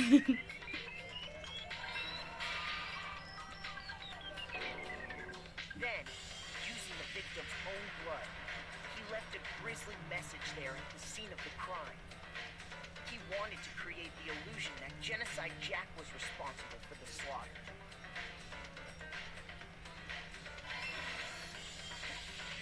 And around the same time that the Yakuya was putting together this facade, the killer, having already disposed of Chihiro's bag and other belongings, arrived at the sauna. There, they planned to destroy the last piece of evidence, Chihiro's handbook. I don't know why Chihiro's handbook was evidence. Oh, I guess evidence that he's a boy. Right, never mind. And just as the killer expected, Checks out, the checks sauna out. was enough to ruin the electronic gadget. Got the Aurora seal of approval. Somehow, the killer knew that the handbook couldn't stand up to the heat of the sauna. And the reason they knew that is because the sauna had already wrecked their own handbook. And that's how it all played out.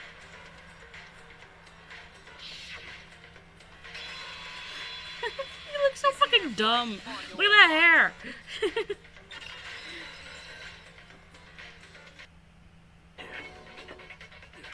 fucking armadillo. This can't be right. Where's your evidence? No, Pandora, you cannot spam. Rose! You need proof! Without any proof, you can't pin any of this on him! Evidence that Mondo is the killer. That already revealed itself earlier in the trial. If I can somehow show where Mondo's handbook is right now, once I do that, everything will become clear. Did I read that right? That doesn't quite make it. Where, yeah. Could be worse. One of Mondo's designs sketches his hair was a straight up gun. Looking this up real quick. Mondo design sketches.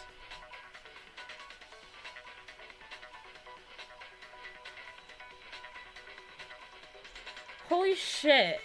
Why?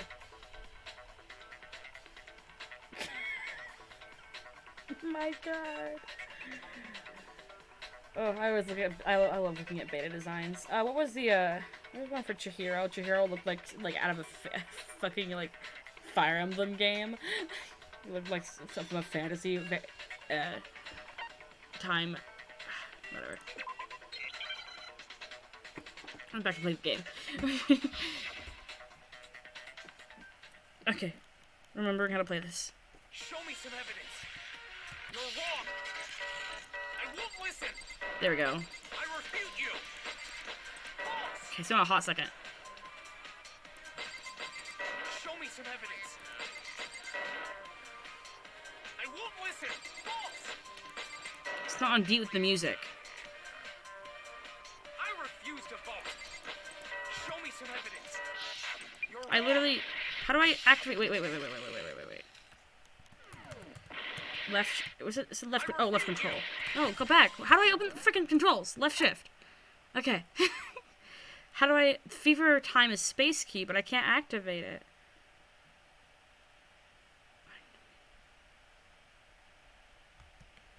Oh, wow. You're corrupt. Show me some evidence. I won't listen. False. I didn't really get that one right. Show me some evidence. This should prove it. That was embarrassing. Monokuma beta design. If my thinking so far is right, Mondo must have replaced his broken handbook with Leon's. In which case, we can just check each of our handbooks right now. Oh, right. I have seen this Once we before. do that, we'll... If it was like half human, half muscle. Gotta do that. Huh? Yeah. Yeah, I did it. I killed him. Taka's not gonna die. You're good. Some of the minigames are weird narratively. Like, Makoto proof beyond a shadow of a doubt must be Mondo. He even drew a nice comic. On the other hand, Taka's a better dancer. Clearly Makoto, who was never a suspect in this case, did it. What are you talking about? The minigames? Oh, are you talking about, like, how the trial goes down? Oh, okay, I see what you mean. Like, when, if you lose at a bullet time battle, you end up getting blamed for everything. Nice. Bro. What are you saying? Yeah. I have no choice, man. After hearing all that, I gotta just give up. Go ahead, Monokuma. Get it over with. Ask for the goddamn verdict. Roger that. Wait! Hold on! No waiting. No holding on. Time for the moment we've all been waiting for. Grab your lever and give it a yank. Who will you elect as the blackened this time around? Will you make the right choice or the dreadfully wrong one? What's it gonna be? What's it gonna be? Sorry. Couldn't resist.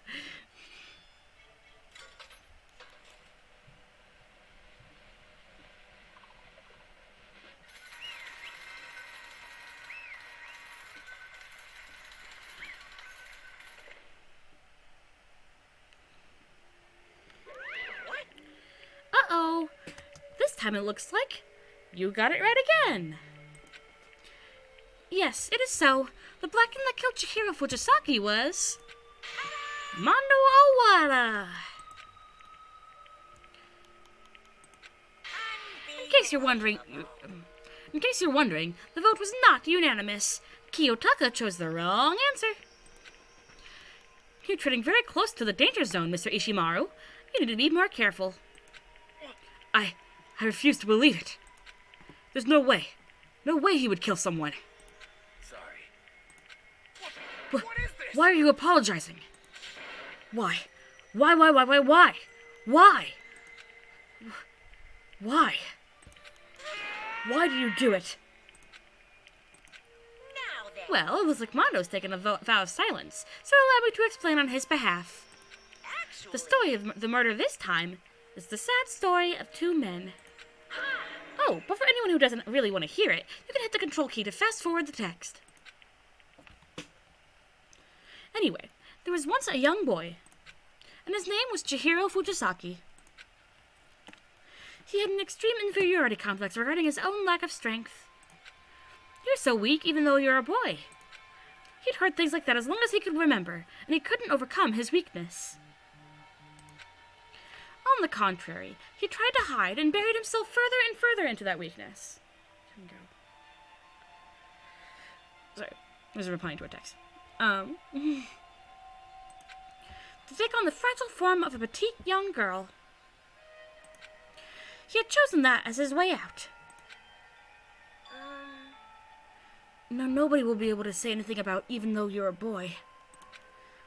But no matter how tightly he wrapped himself up in that shell, the inferiority complex had already taken root deep inside of him and was not so easily weeded out.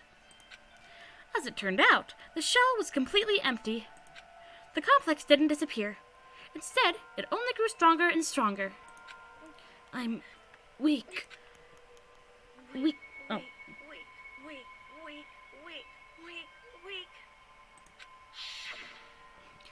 Once the killing game had begun here at the school, he had no choice but to accept this fact. After all, this road is survival of the fittest. If you're not strong, you don't survive. And then the lovely and hateful Monokuma announced the revealing of the embarrassing secrets. Which, of course, included Chihiro's embarrassing secret, which I was more than willing to divulge. Even though he dresses like a girl, Chihiro is actually a boy. Hey, And that was something Chihiro couldn't let anyone find out, no matter the cost. If that was revealed, it would be the end. The hardened shell would crack, the armor would fall away. Without a doubt, those around him would torture him more than ever before. Everyone figured being thrust into such a dilemma must have sent him spiraling into despair. And yet... I'm sorry. Sorry, I don't really want to talk about it right now. But... But I also don't want to leave things the way they are, so maybe I can talk about it later.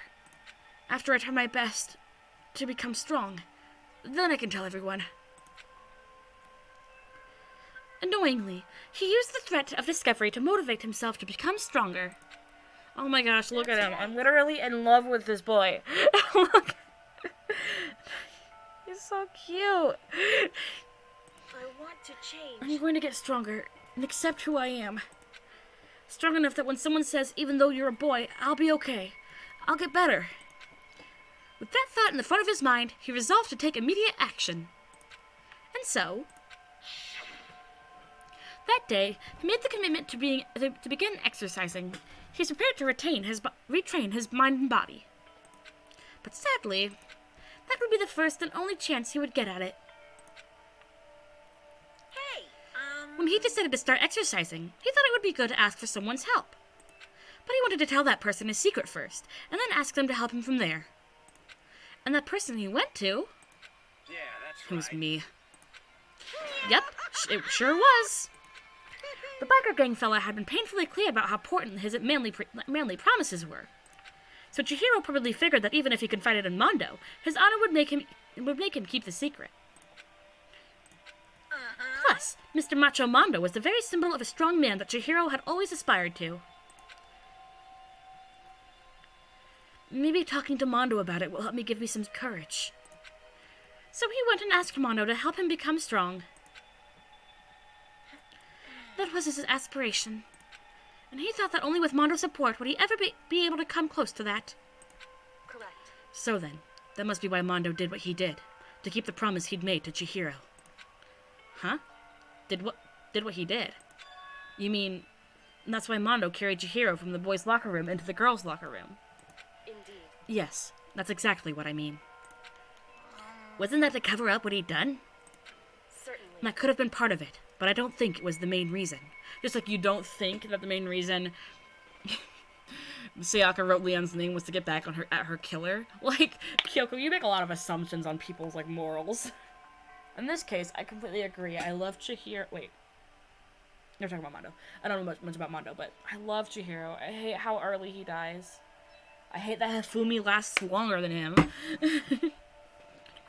Dude's got a code. Not necessarily always the best code, but a code. I can respect that to a degree. Yeah. The real purpose was to keep the promise between men he'd made to Chihiro. But how does moving the body keep his secret? Because if everyone knew he'd been killed in the boys' locker room, then everyone would have been arguing about how she got into the boys' locker room, right? Once that started up, at least a few of us would have immediately begun to suspect his identity. So, he tried to protect Chihiro's secret by putting him in the girls' locker room and stealing his handbook. See? Then, Mondo did all that to keep the promise he'd made to Chihiro, who he'd also killed. Why would he do that? Rose! You're mean. You just don't like Chihiro because I love him. The more I hear you talk, the more I don't understand. I mean, you guys trusted each other, right? So why? Why did you? Because, no matter what, I didn't want anyone to know. I knew it. So that's what triggered it after all. The possibility of having your embarrassing memories and secrets exposed. What is this? That's impossible. Nothing could have been that bad. Something he didn't want anyone to know, even if it meant killing someone. It's impossible. Don't make me How many times must I repeat myself? To judge others by your own standard is the height of folly. Even if you can't comprehend it, he obviously can. That's all there is to it. Well, while we're on the subject, why don't I tell you?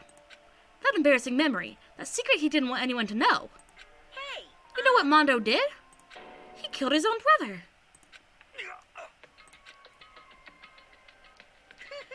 Mondo, the ultimate biker gang leader, makes all the hoodlums and riffraff across the country tremble. But the only reason he had the chance to join a gang in the first place was because of a certain someone.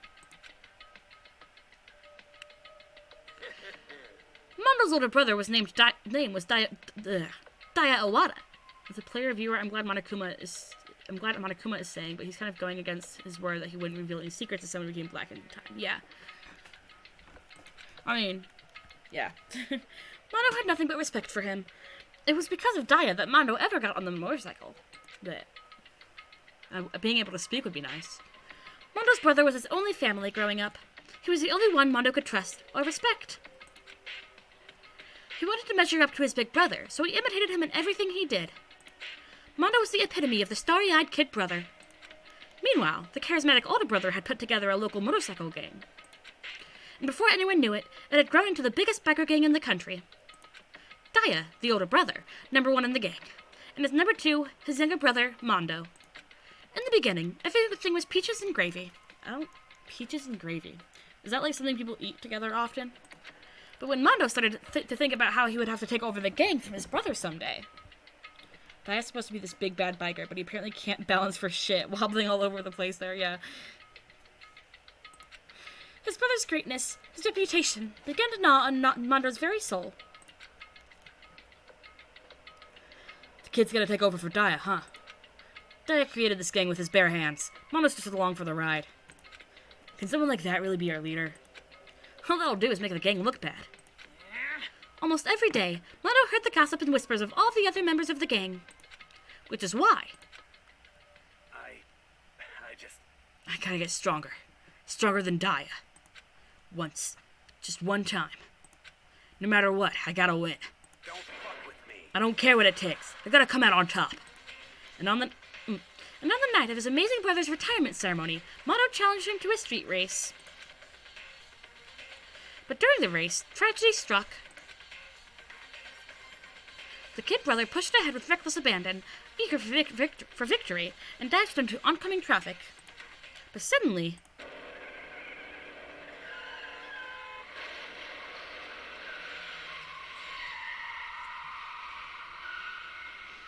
Look how intense that expression is.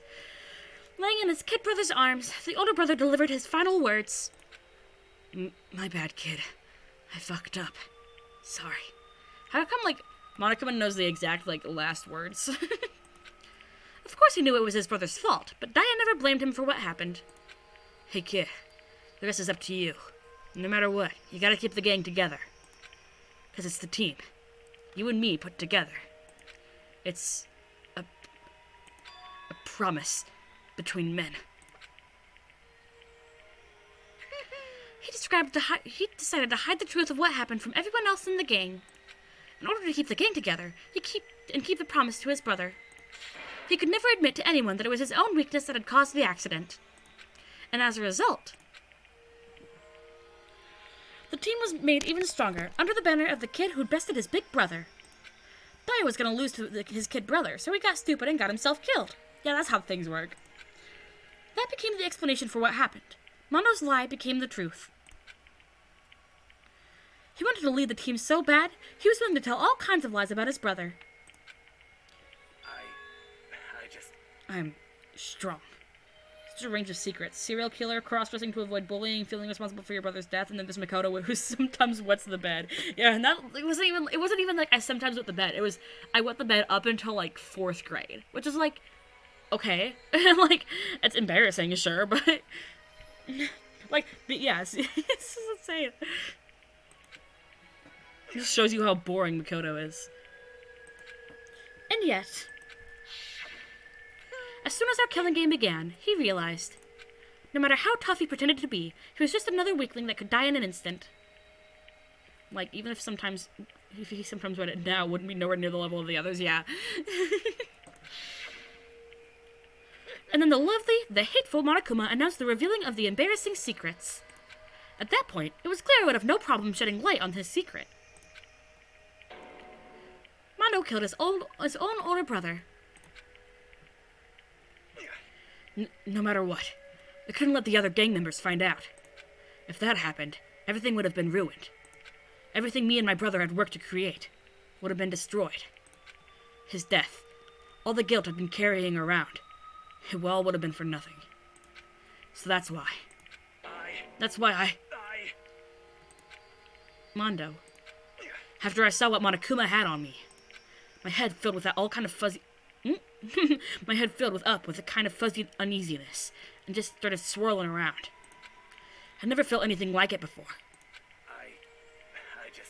I didn't know what to do about it.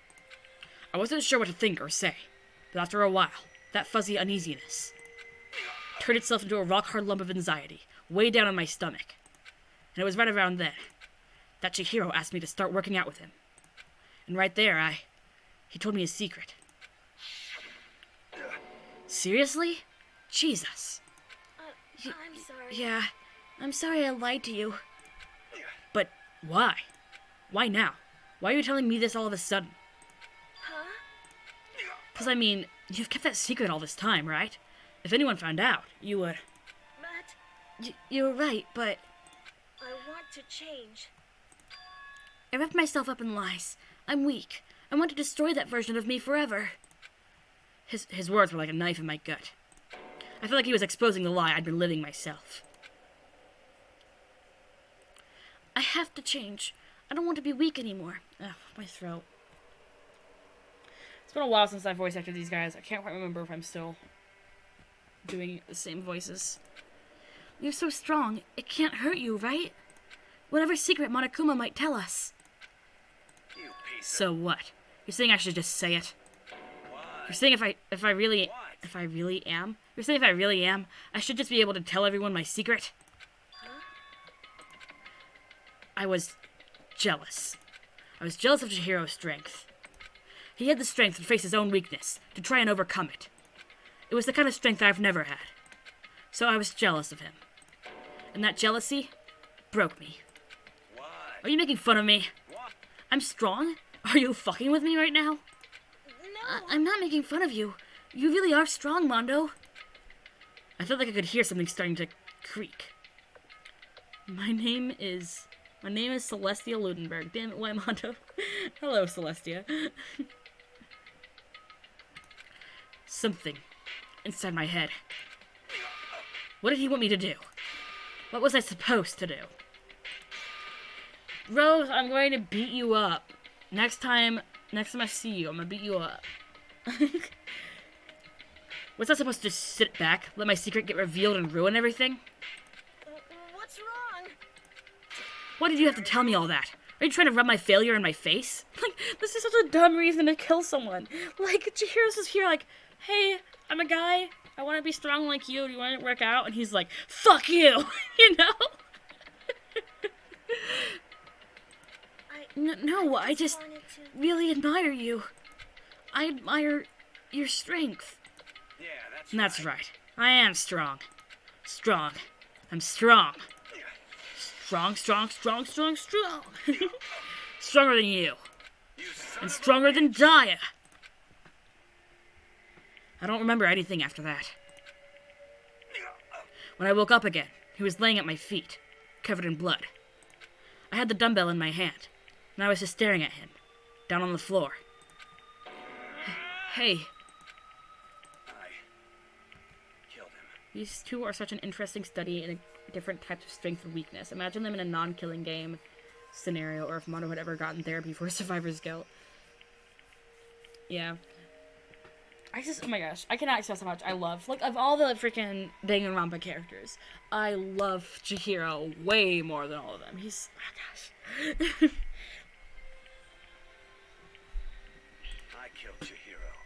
Because, like, it's weird, because Chihiro's, like, you know, he's physically weak, which is, like, okay, like, that's, like, what he was bullied for, basically, but then he was both emotionally weak and emotionally strong, because he was weak in the way that people insulting him, he had an inferiority complex. People insulting him got so under his skin, he was willing to let them believe he was a girl, just so he would avoid that. And he, like, you know, he thought so low of himself, but he also had the emotional strength to do something about it, or at least try to do something about it.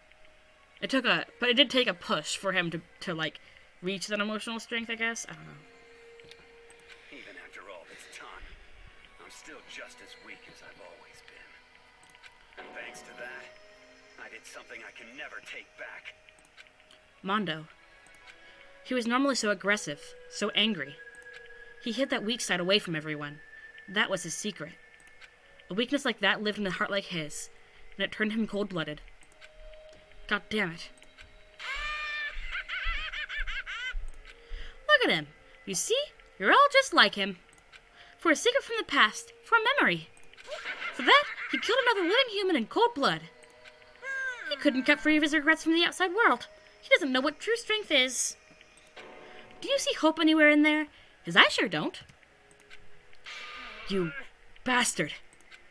Just shut up, you son of a bitch. Go ahead. Say that again. I dare you. Okay, I'll say it as many times as I want, is what I want to say, but unfortunately, I can't do that right now, because the time for punishing is fast approaching. Punishing? You mean execution? I mean, I'm pretty sure that's definitionally a hot-blooded murder rather than a cold-blooded one. Yeah, like, it wasn't premeditated. Like, cold-blooded murder requires, like, thought and, like, following through. Like...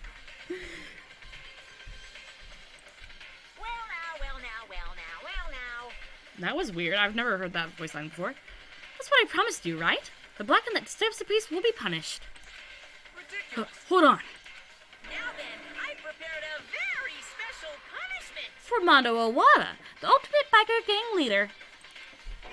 No, wait. Let's give it everything we've got. It's punishment time! I said wait! Sorry, man. I couldn't keep the promise we made. From one man to another.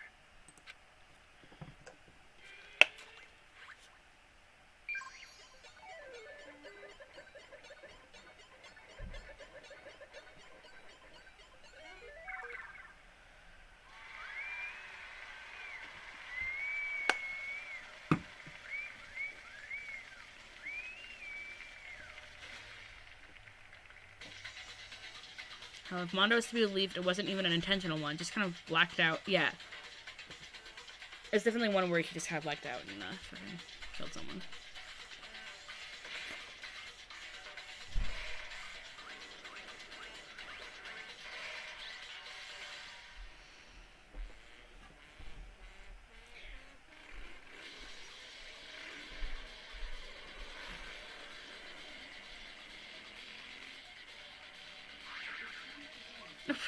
Alexa, stop. She goes, it's time for bed.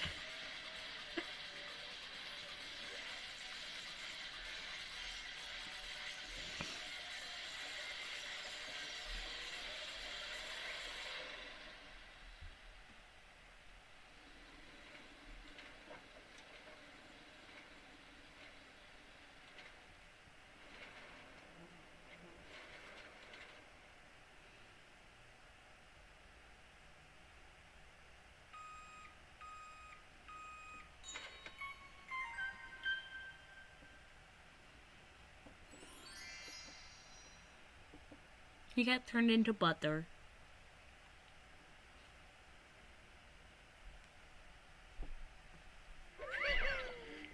Laugh at death, and your soul will forever be at peace. It can't be. My brother. Another murder. And another execution. I want to feel again. Everyone's lives are taken so lightly here. I feel like I might be going mad. Maybe I'll just let it happen. Imagine I can't voice act screams, like, for the life of me. This is the same voice file. This is disgusting. Like, this, look at him. It's like snot and everything. As Taka's sad screams invaded our skulls, we were each forced to realize once again. Yeah. I remember I had to, like, look up what the fuck that execution was. I know it's, like, based off, like, a fairy tale, something to do with things being liquefied into butter or something. I don't know. But, like, it's just such, like, even knowing that context, it's just such a weird story. Running around a tree so fast they turn into butter? What? But of course he had to. What a disappointment. And this is the end of the game. But, Byakuya? You're completely insane, you know that? A game? One of our friends is dead. Do you realize that? Naturally. Of course I do. Because this game is life or death. Hey. I don't have anything to say to you. I don't have a response, except that. However, I just don't understand why. Why did you go out of your way to disguise Mondo's crime? What? Why? Isn't it obvious? Because it made things more interesting. His voice was calm, emotionless, like the voice of death. It chilled me to the bone. Last night, when the murder took place, I was in the library as usual. Honestly. So you ignored the nighttime rule too? That rule never mattered to me. I don't recall agreeing to it. There is nothing Well, I don't particularly care. Please, continue. The night grew late, and I decided to return to my room, which is when I stumbled upon him. I spotted Mondo coming out of the girls' locker room. After he'd gone, I looked inside and saw the corpse. What? You mean you actually witnessed the murder? No, you idiot. Did you not just hear him? He walked on the crime scene. He didn't witness the actual killing. He was such a fool. He didn't have the slightest idea that I'd seen him. So, you're saying you knew who the culprit was from the very beginning? That's right. Indeed. But if that had been the end of it, how boring would that have been? I mean, what a waste of time to have the answer revealed right at the beginning. Which is why I decided to lend a little helping hand. I thought it would liven things up. You did all that? To liven things up? I see. So after hearing about Genocide Jack from Toko, you decided to use that. To create the fake murder scene. But damn, man. If we hadn't figured out who'd really done it, you would have been dead too, right? Well, obviously I would have revealed the truth before it reached that point. Of course. Byakuya turned and looked me right in the eye. I could feel his sharp eyes piercing into me. That would totally work. Byakuya, that would totally work, Byakuya. Good job. I know you're about to vote for me, but I saw Mondo do it, seriously. Yeah. Yeah. I mean, he would... Yeah, basically. Thanks to a certain remarkable someone, it never did. And I was able to perform an interesting experiment. Once I do decide to become blackened, I now know who I'll have to watch out for. What? Correct. So that was your reason. Are you satisfied? Indeed. Yes. We're done listening to your story. Moving on. Hey, There's something I'd like to ask Monokuma. What's this? Oh? I'm up next? You like to perform these elaborate executions each time, correct? My question is, why? Pooh-hoo-hoo. Do you like them? But you know, this punishment, this despair, it's not just for you. All this punishment, all this despair is my gift to mankind itself. what? You're over-exaggerating. I am not over-exaggerating. These punishments are meant to transform all hope into despair. What do you mean? Mean? Mean? Mean? Mean. I cannot speak. Good grief! I don't understand why you guys have to pick apart every little stupid thing. Whatever, it doesn't matter. In the end, I'm going to stand alone as the victor, and then everything will be revealed to me. Ah, the noble son of a noble family. Truly, you understand me. Pooh-hoo. I think this is the start of a terrifying friendship. Shut up. I would never stoop to the level of a childish criminal like you. Let me just say this. After I have achieved complete victory, you're up next. I'm going to find you and kill you. Understand? In the name of my family. In the name of the Tagami family, for which victory is a foregone conclusion. Ooh, so cool! It's like you're the main character of a video game or something. No trash mob for you. I swear, whatever it takes, I will kill you. Pooh-hoo-hoo. Temper. Sounds like someone needs a nap.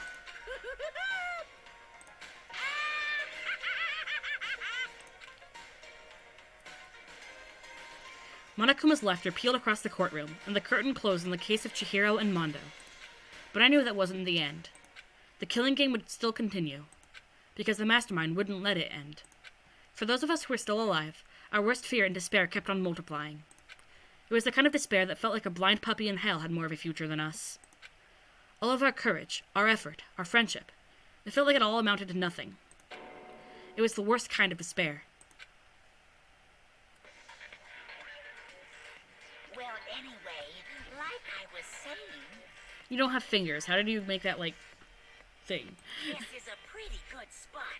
Yeah, a really good spot. Anyway, isn't it amazing how that girl went and killed someone before things even had a chance to get boring? Yeah, look at us, just a poetic way of Once things speaking. really Yeah. get moving, it'll be like a roller coaster. There won't be any stopping it. Fear and despair charge forward at a speed nothing can hope to match. But I must admit, I'm disappointed. I went to all the pain and effort of making you part of the group, and you couldn't play your part. You do remember you were supposed to make the first move, Yeah. right? Well, no biggie. Nothing we can do about it now, so just do your best to make things more exciting from now on, okay? After all, that's what everyone wants to see. I don't even know what the string game is, honestly.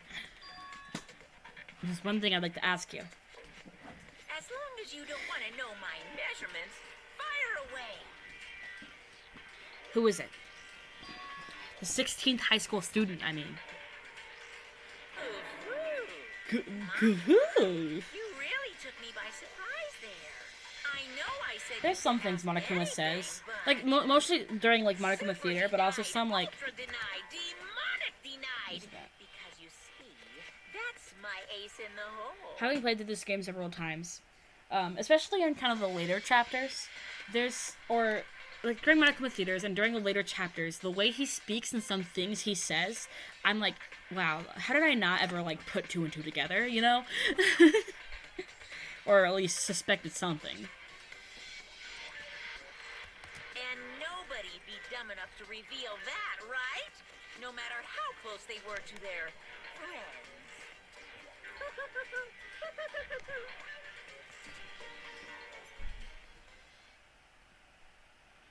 Chapter 2, Boy's Life of Despair. The end. Gosh, what if the bottom of my feet hurt? I'm sitting, and it's not. I'm short enough that my feet aren't even touching the ground. They just hurt.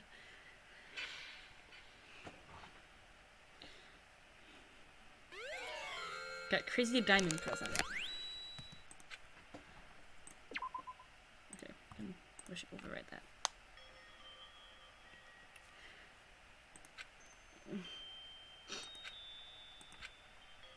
Oh. I know I shouldn't cry, but I've had enough. I can't take it anymore. Getting out of here anytime soon. It's impossible. I can't let myself think about how much I want to get out of here. If I keep thinking like that, I might decide to.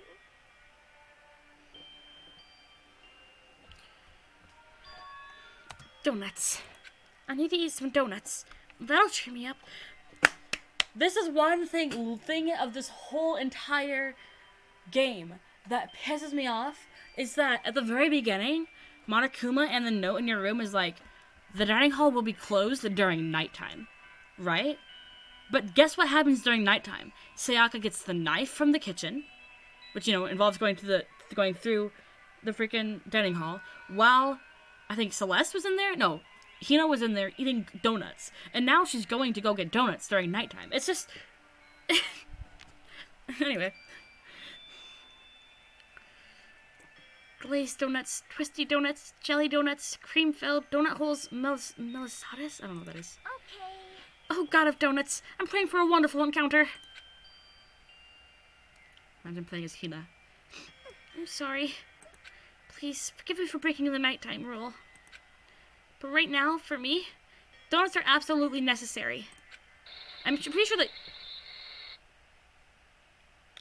that even, like, in the announcements, he's like, oh, the doors to the dining hall will not be locked, you know? No, knife was after 10, because she didn't have the knife when she came into your room, and you left after the nighttime announcement. Like, because yeah, no, and Hina specifically said, I saw her come in to the dining hall, to the kitchen, grab a knife, during nighttime, because they were talking about, during the trial, I don't know. Someone was talking about how all the knives were there before they went to bed, and then in the morning they were all gone, or something along those lines. Peh.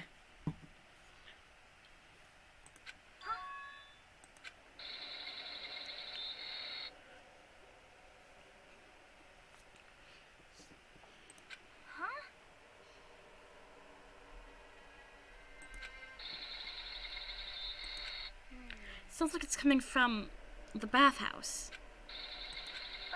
Sounds like it's just a really old machine. I'm super scared, but is someone here? There?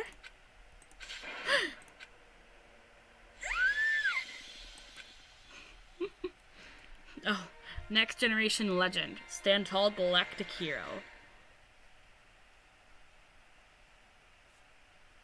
Yeah.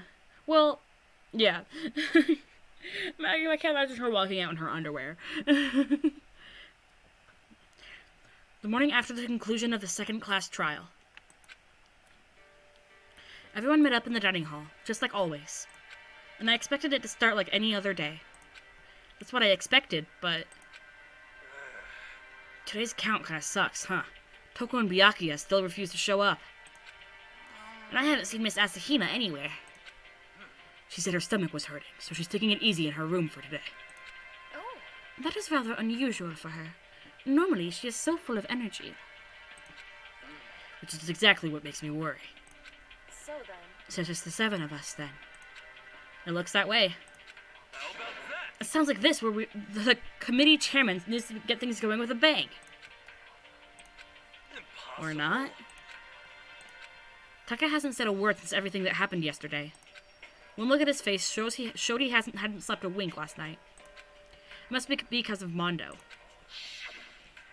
The two of them had imagine, I get too ahead of myself.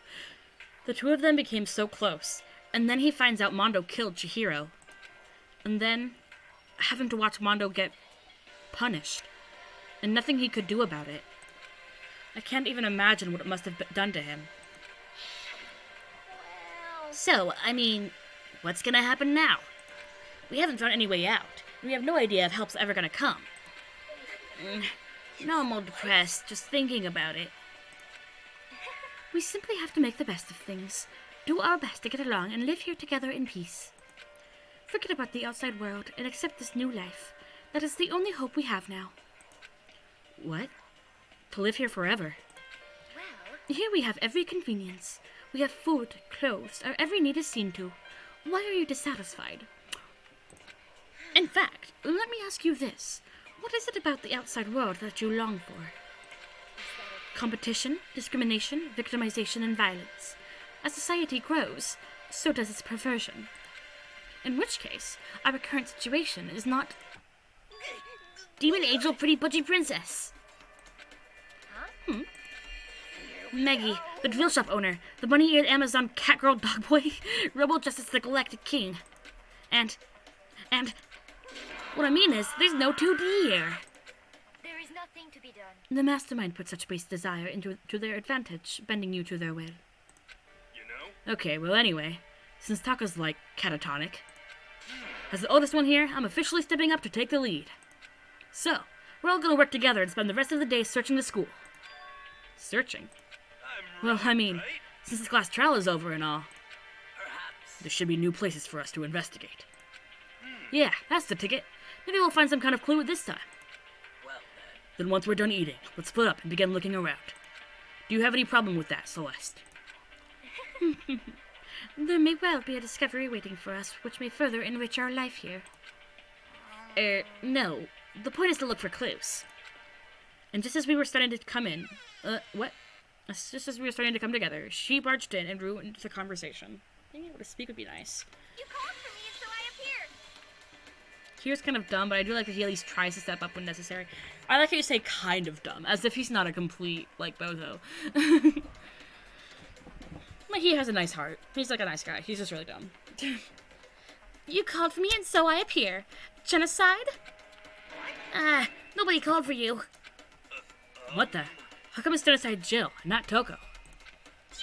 God, this place is just amazing. Finally a place I can just be my murderous self. Which is why I've decided to stop holding back and spread my wings.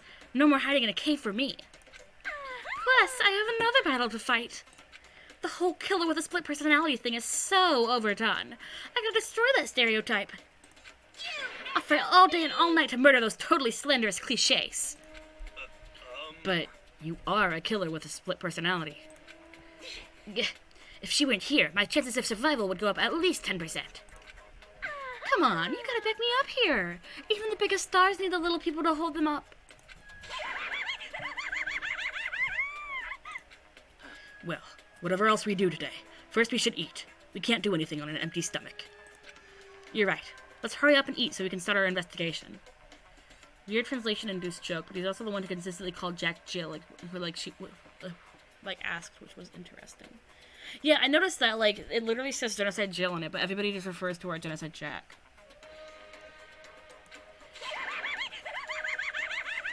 Which I don't think she seems to care all that much. She just... So we were forced to eat breakfast with the murderer, and after our much-needed but very annoying meal, we set to work looking around the school.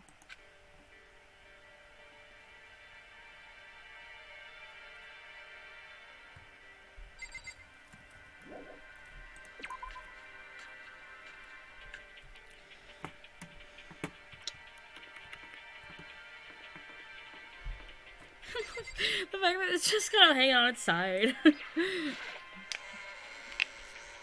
Like, where was it supposed to be suspended? Like...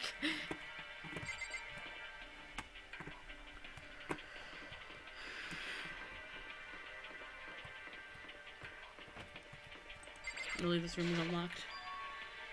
Ah, it's open. So I guess now we can get in here, too.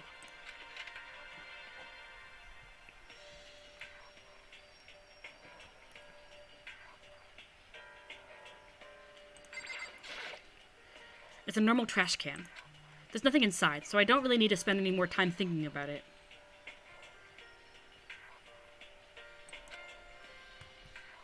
Sorry, I got an email. I got distracted. Is there anything else to look at? I'm sure I can look at this, yeah. A refrigerator. They must use it to keep drugs and stuff cold. Nice. I'm all in it for all the nice metals, guys. That's it.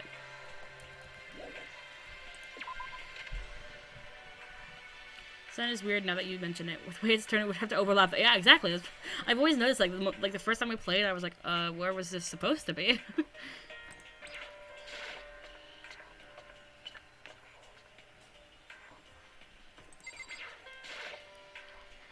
Nothing's changed on this floor. The only difference is the gate blocking the stairs leading up to the 3rd floor is gone. I guess that's where that's where they want us to head next. I wonder what kind of crazy stuff is up there. Also, they have a pool on the 2nd floor. Can we talk about that for a second? How you have a pool on the 2nd floor? Pools are typically like, I've never been in like anything fancy with like, I've never been in a building with pools on more than, you know, the first or like the ground or the basement floor. Is that like, do you just gotta be like rich?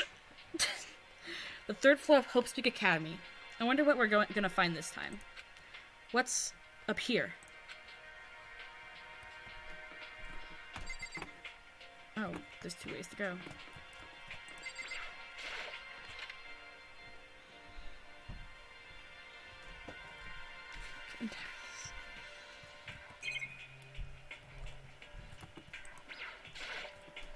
Yet another metal plate. I guess I shouldn't expect to find an open window anywhere. Okay.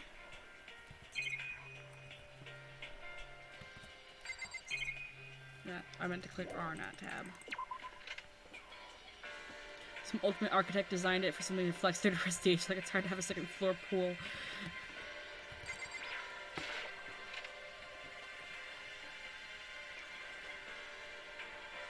Despair Squadron. A green Monokuma.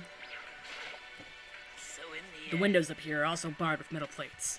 Not surprising, I suppose. So escape still looks impossible. But I'd better check all the metal plates again, just to be sure. Imagine there just being like one metal plate that's like breaks off. Just like everywhere else, the windows in this classroom were all blocked off with pieces of metal. Give me nice coins. Yes! Nice!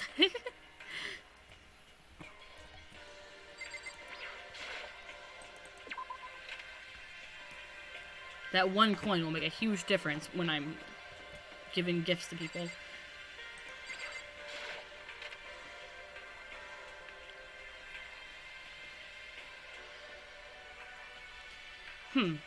So this is a recreation room. A place for students to come and relax. I never would have imagined a school having a place like this. Well, no more school would. It has Othello, a shogi, even a dartboard and a pool table. And look at this. They have even provided us with a remarkable number of magazines. Isn't it wonderful? Those will certainly be helpful in keeping our boredom at bay. Listen up! Ring, ring, ring. Wait, ring, ring, ring. Hello there. Allow me to expound. We've got fashion, motorcycles, martial arts, video games, baseball, science, all kinds of magazines. Oh, but nothing dirty. This is a school after all. If you need a quick fix, check out the swimsuit mags. And will you be adding to our collection as new issues come out? Sorry, no can do. Even if I wanted to. Right now magazines are kinda what? Oops. Nothing, never mind. No. Anyway, that's it for my expoundation. Bye-bye. What he just said. I know, right? It bothers me, too. Life here would be that much more nicer if you could add some new issues once in a while. How disappointing. Really? There's a copy of Othello here. I'm pretty bad at it, though. Nice. A pool table isn't normal school equipment. Is this thanks to Monokuma, or did the school buy it? I don't know, we have pool tables. I mean, I'm in a college, I'm not in a high school, but we have pool tables. There's even a dartboard. Did Monokuma put this here, or was it always part of the school? Nice.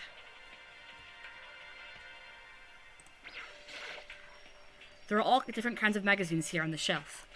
They even have a bunch of monthly comics. But without getting regular updates, what's the point? This looks like some kind of bottle, but what the heck is it? Maybe it's just for decoration or something. It's a beat-up old locker. It doesn't seem especially important right now, so I don't need to open it. Monokuma's so weirdly inconsistent about sexual stuff. When he's suggesting a threesome in one of the classrooms with Makoto and Sayaka. Yeah.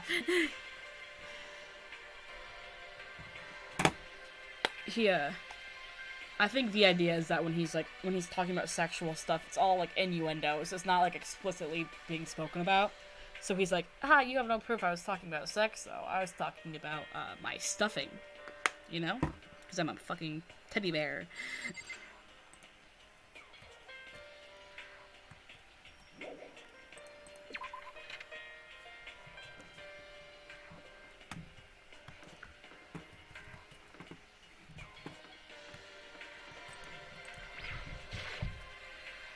So the third floor opened up this time. After a brief investigation, it looks like there's a physics lab and an art room. I also found a huge machine of some kind in the physics lab. I wonder what it does.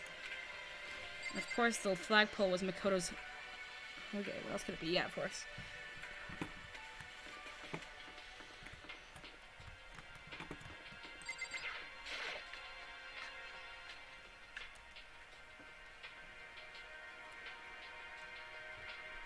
At first glance, this looks like any normal art room. Sure. There's something about it seems off. Or multiple somethings.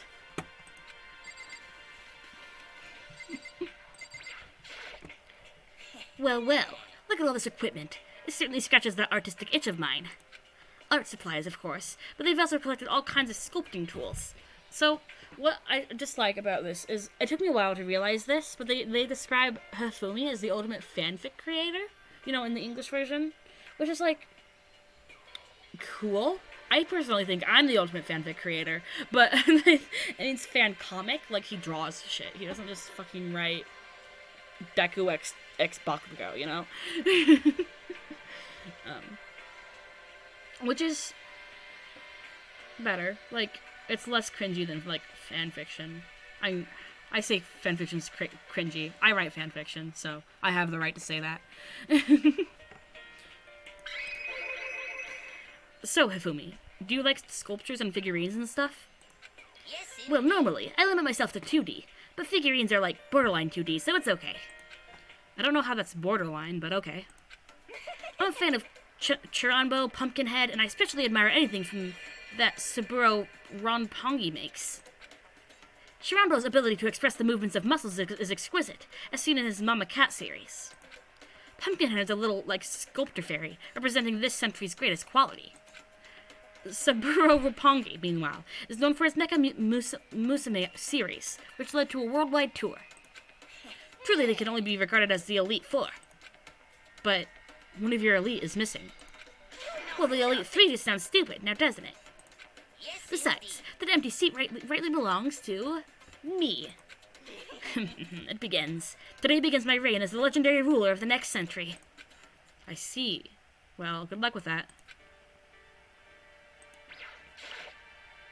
Is this a statue of Monokuma? Who would ever want to make something like this?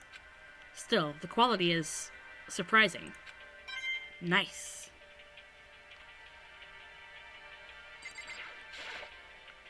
It's a Venus statue. Yep, definitely very art roomish.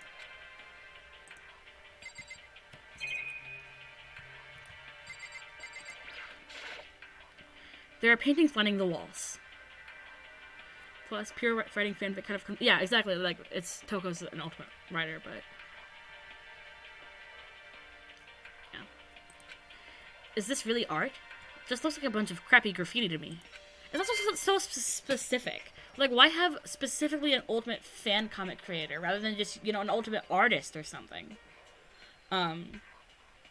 Also, it pisses me off. So, I'm sure you noticed my, here, I'll show this moment. I just want to show you something real quick. Hi. So, let's zoom out. My entire, like, model is kind of like, it has like a witchcore vibe, you know? I have this cute, like, starry cape and everything. Oh, I'm gone. I like stuff like tarot and clairvoyancy and stuff. But with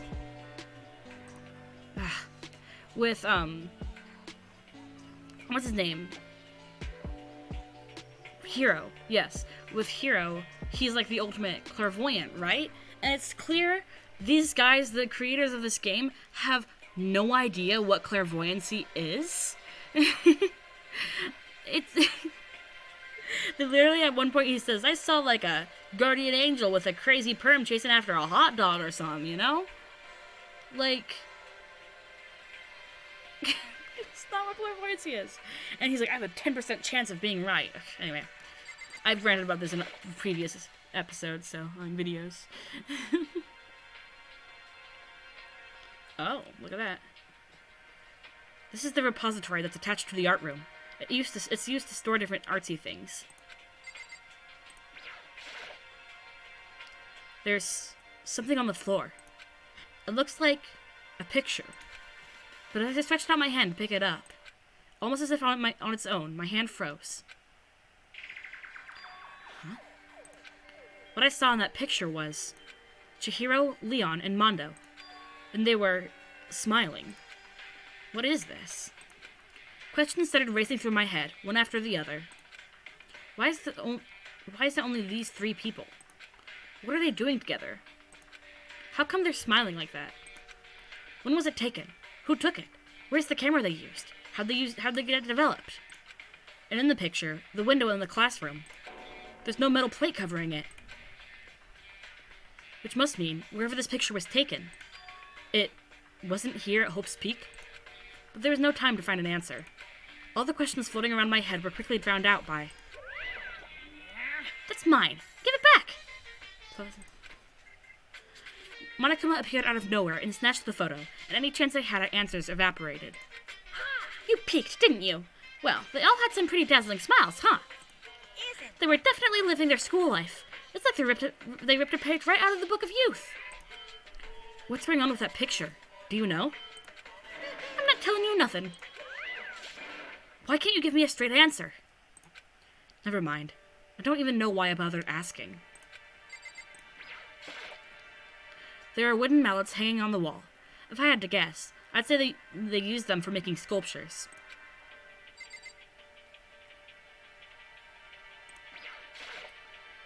A dolly.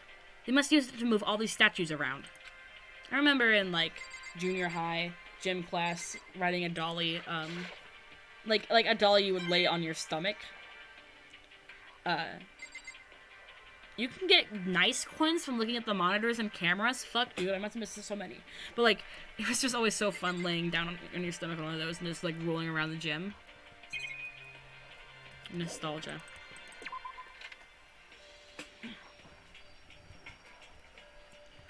What the heck is this? This is a statue of Neo. I've never really heard of anyone using a Neo statue for life drawing classes or whatever.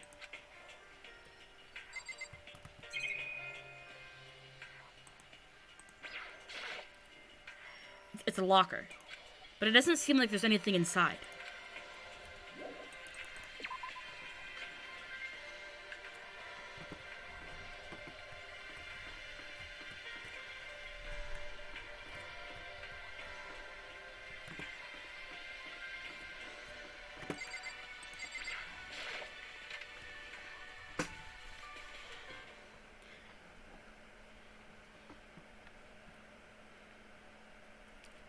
This is the physics lab.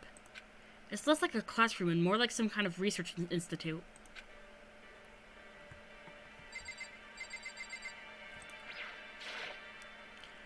This machine obviously has some kind of purpose, but I don't know anything about physics to begin with, so I wouldn't have a clue where to start with this. Hey, Taka, don't you think this place is some kind of research institute? Still no reaction.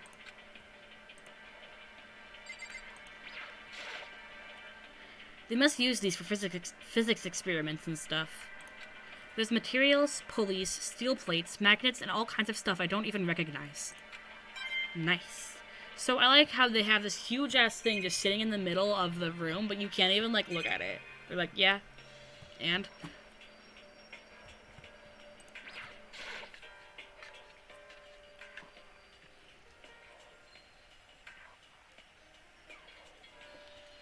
This is the equipment room.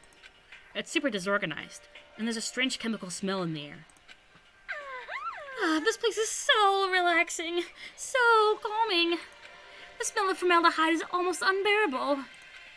It's so tempting. I just want to dunk myself right in. Of course Genocide Jack likes it. That just goes to show how disgusting it really is. There's a bunch of files here. Probably old lab files or research data. Definitely not anything that could maybe help us, you know?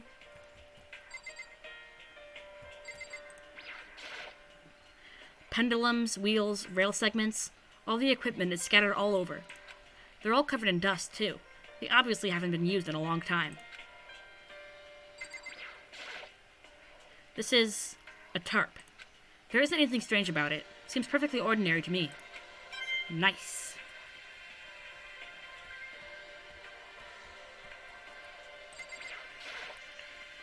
It really is unbearable. A nice long bath in a tub of formaldehyde. That's truly happiness. Just thinking about it makes me... Nice talk, nice talk.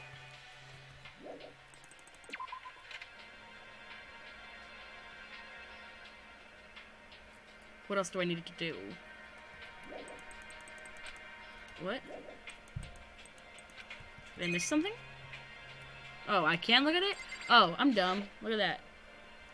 What's up with this ridiculously big machine? Watch out! What? What? What? You want to do some quantum leaping? Huh? What's a time machine? Pretty awesome, right? It was designed by a student right here at Hope's Peak. The ultimate physicist. Although, they don't go here anymore. They died during the tragedy. A time machine. Seriously. So, it can go back in time. Okay then, let me get in there. If I can go back to the past, then I can... This time I'll stop Mondo for sure. Instead of going back and stopping, like, people from coming to fucking Hope's Peak and being trapped here and forced to kill others, I'm going to go back and stop specifically Mondo from killing specifically Chihiro. You know? Sorry. Oh, sorry, not possible. This particular time machine can only go back 1 minute. It comes in handy when you, like, leave your pizza bagels in the microwave 1 minute too long. 1 minute. You sound disappointed. But actually, I was lying about the whole thing anyway. There's no such thing as time machines. But if he goes back any further, he might prevent them from becoming bros in the first place. Can't risk that. True, true. Oh my gosh. My contacts are drying up like crazy. I love applying my, I love dropping contact solution to my eyes, because then it looks like I just got done crying, so people give me attention. I'd be like, no I didn't. Hey, Honestly, it's just an air purifier. Air purifier. in other It can produce clean air no matter where you're at. With that thing, you could even live on Mars. But with the discombobulated gravity and deadly low temperatures, you probably don't want to live on Mars. you guys... Anyway, this machine is the reason you guys have all this delicious air. So don't go messing with it. You break it, and it's your butt. This huge thing is just an air purifier? And more than that, to go out of your way to say something you know will hurt someone who's already suffering. God damn you. Yeah, fuck you, Taka. Just kidding. Okay, what else do I do? What else is there to look at? Legit. Did I miss something in here? Oh, the camera. Wait, go back.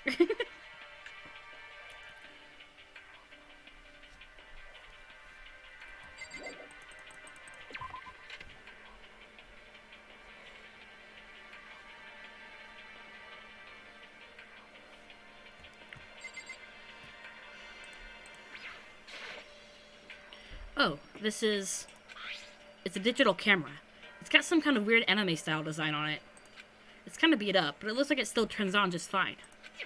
Yep, it still works. I should show the others later. I discovered lots of stuff, and it was all strange, but I don't know if any of it was an actual clue. I'm just getting more confused. Maybe I should head to the dining hall and talk about it with everyone else. For now, I should head back to the dining hall. Alright. I think I'm gonna end up there. Ugh.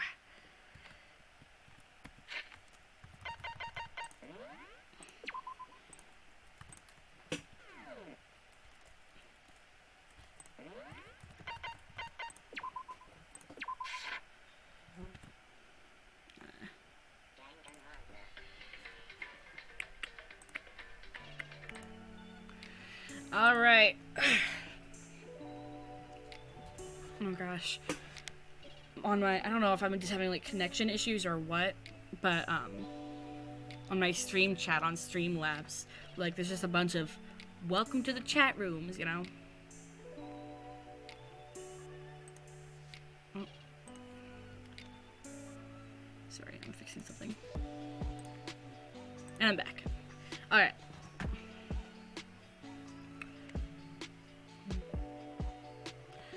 Alright, thanks everyone who came and stopped by. Sorry for me going missing for the longest time, but I will try and be able to stream more often.